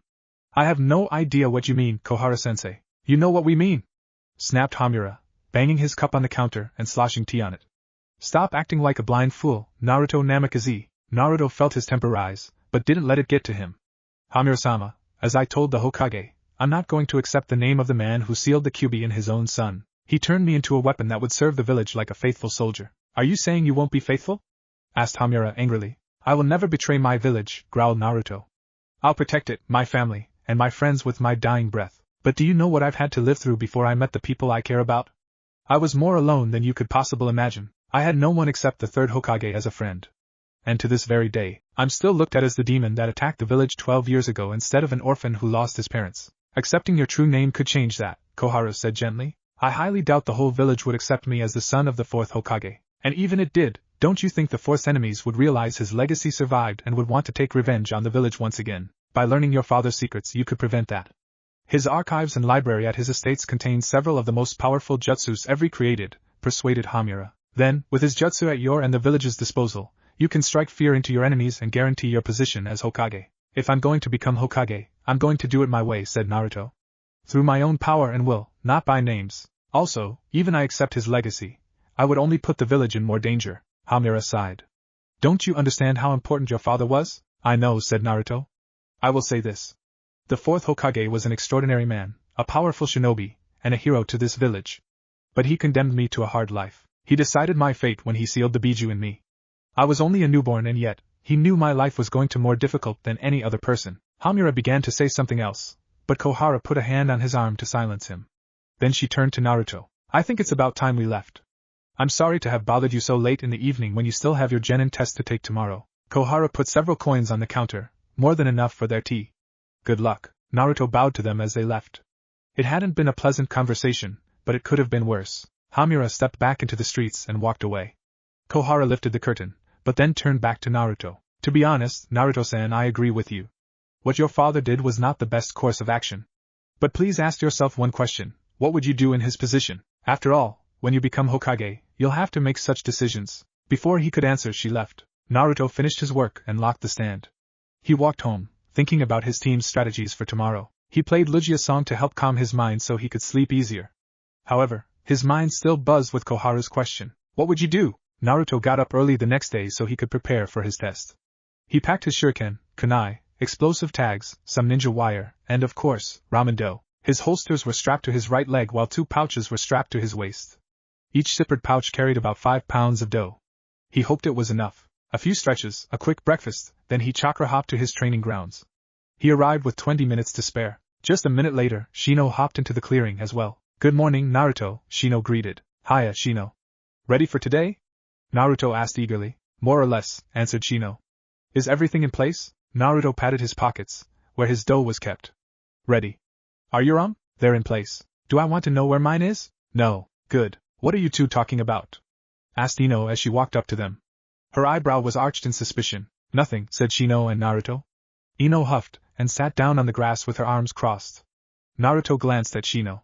She's going to kill us when she finds out. Most likely, agreed Shino. The three waited patiently for 8 o'clock and for their sensei to arrive.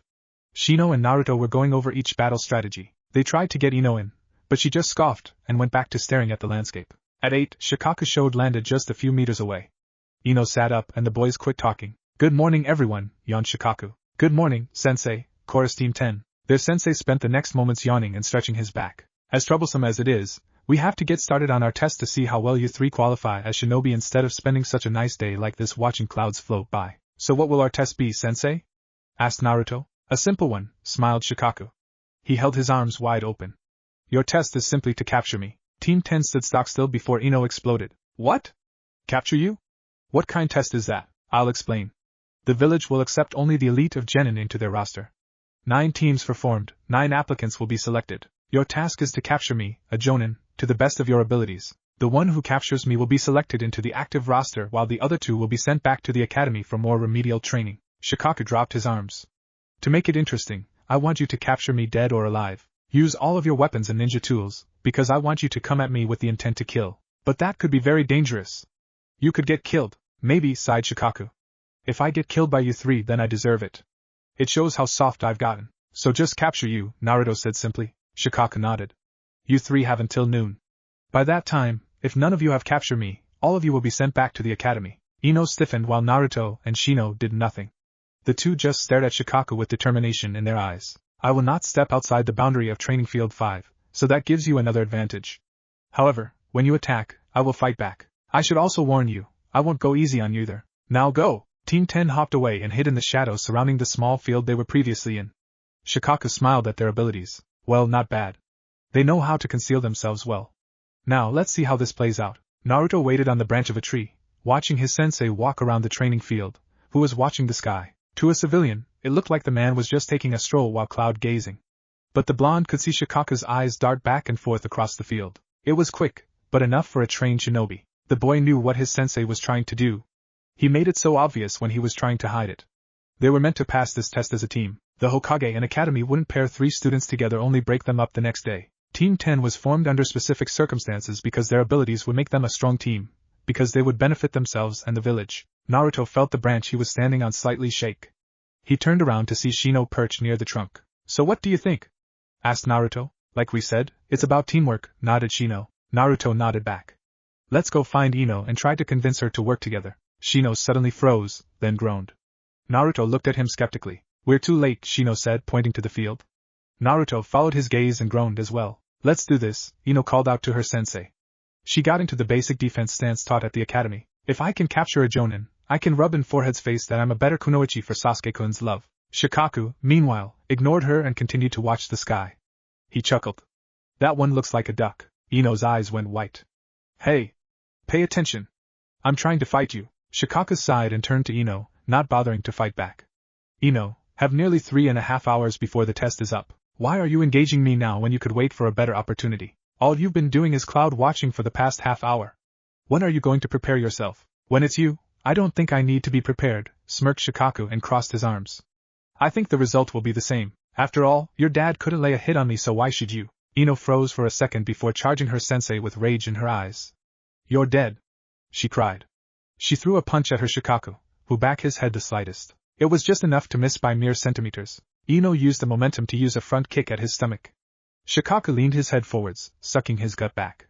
Again, she missed by centimeters. Ino spun and swung a roundhouse kick to his head, but was once again dodged. Frustrated, Ino increased the speed of her attacks in hopes to land a hit, but her coordination became wild and unbalanced. And each, Shikaku would make only the slightest motion to dodge, duck or dip. He barely moved from his spot and didn't even uncross his arms the whole time Ino was attacking him. It wasn't long before Ino exhausted herself.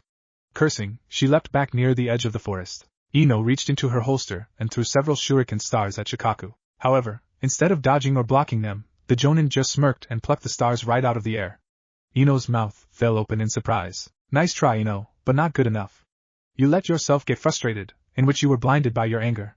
He took a few steps forward, where Ino took several steps back. First lesson of being a shinobi, taijutsu.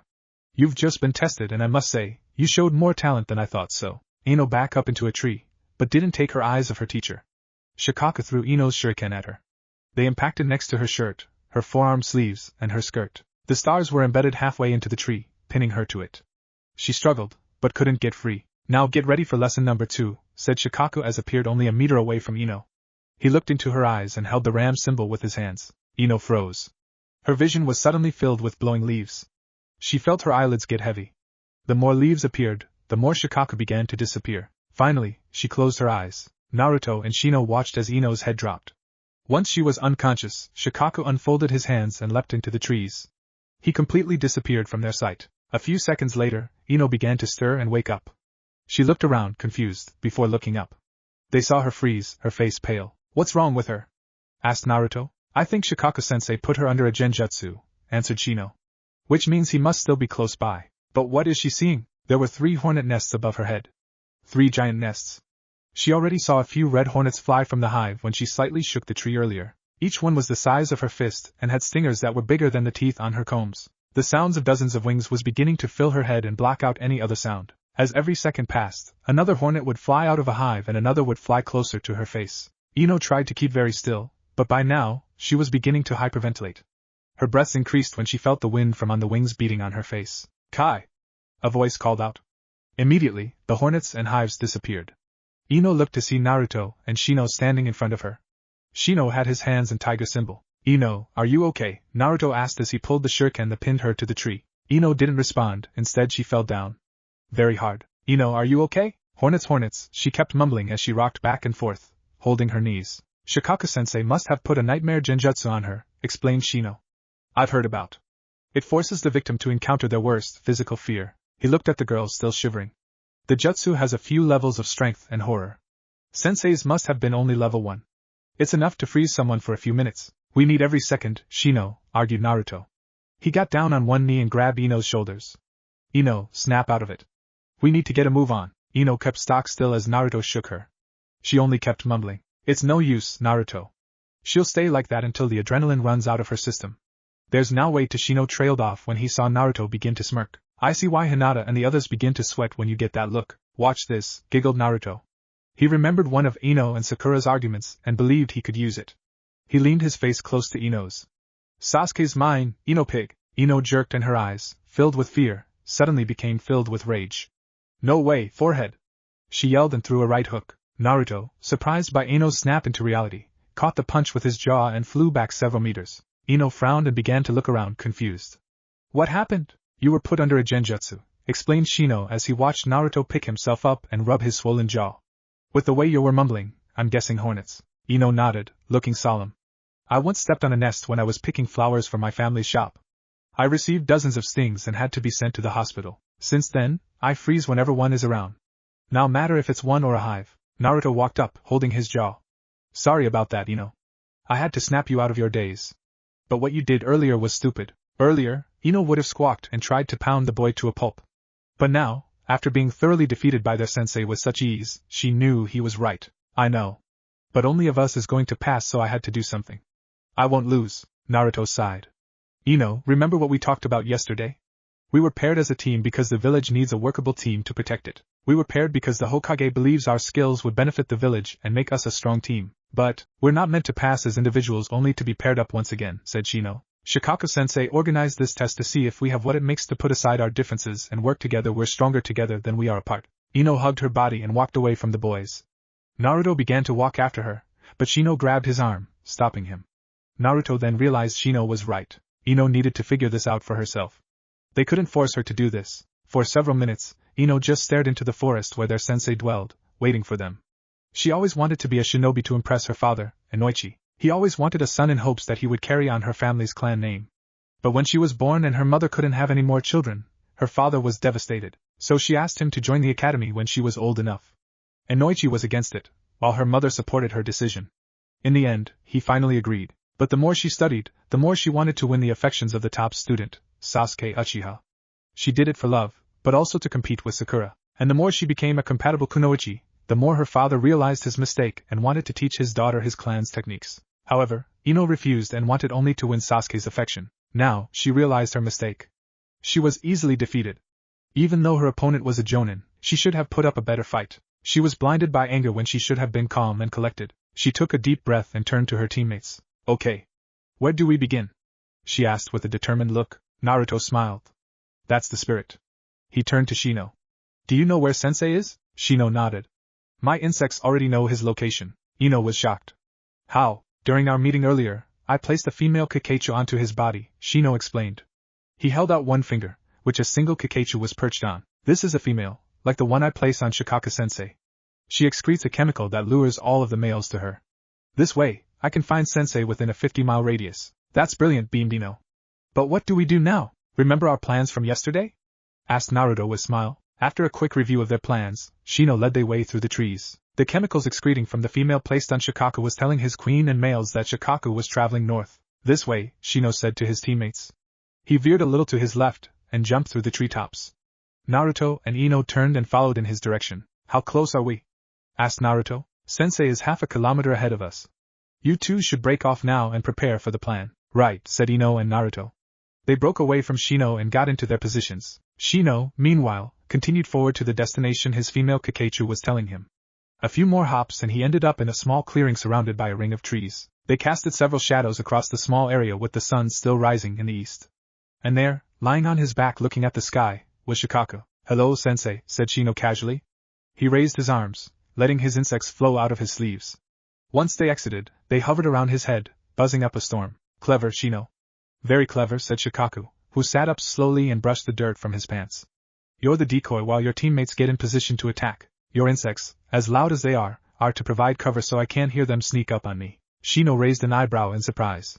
He knew it couldn't be this easy to sneak up on his sensei, but he could hope. The question is, how are you going to approach this? Like this, answered Shino. He sent his insects forwards.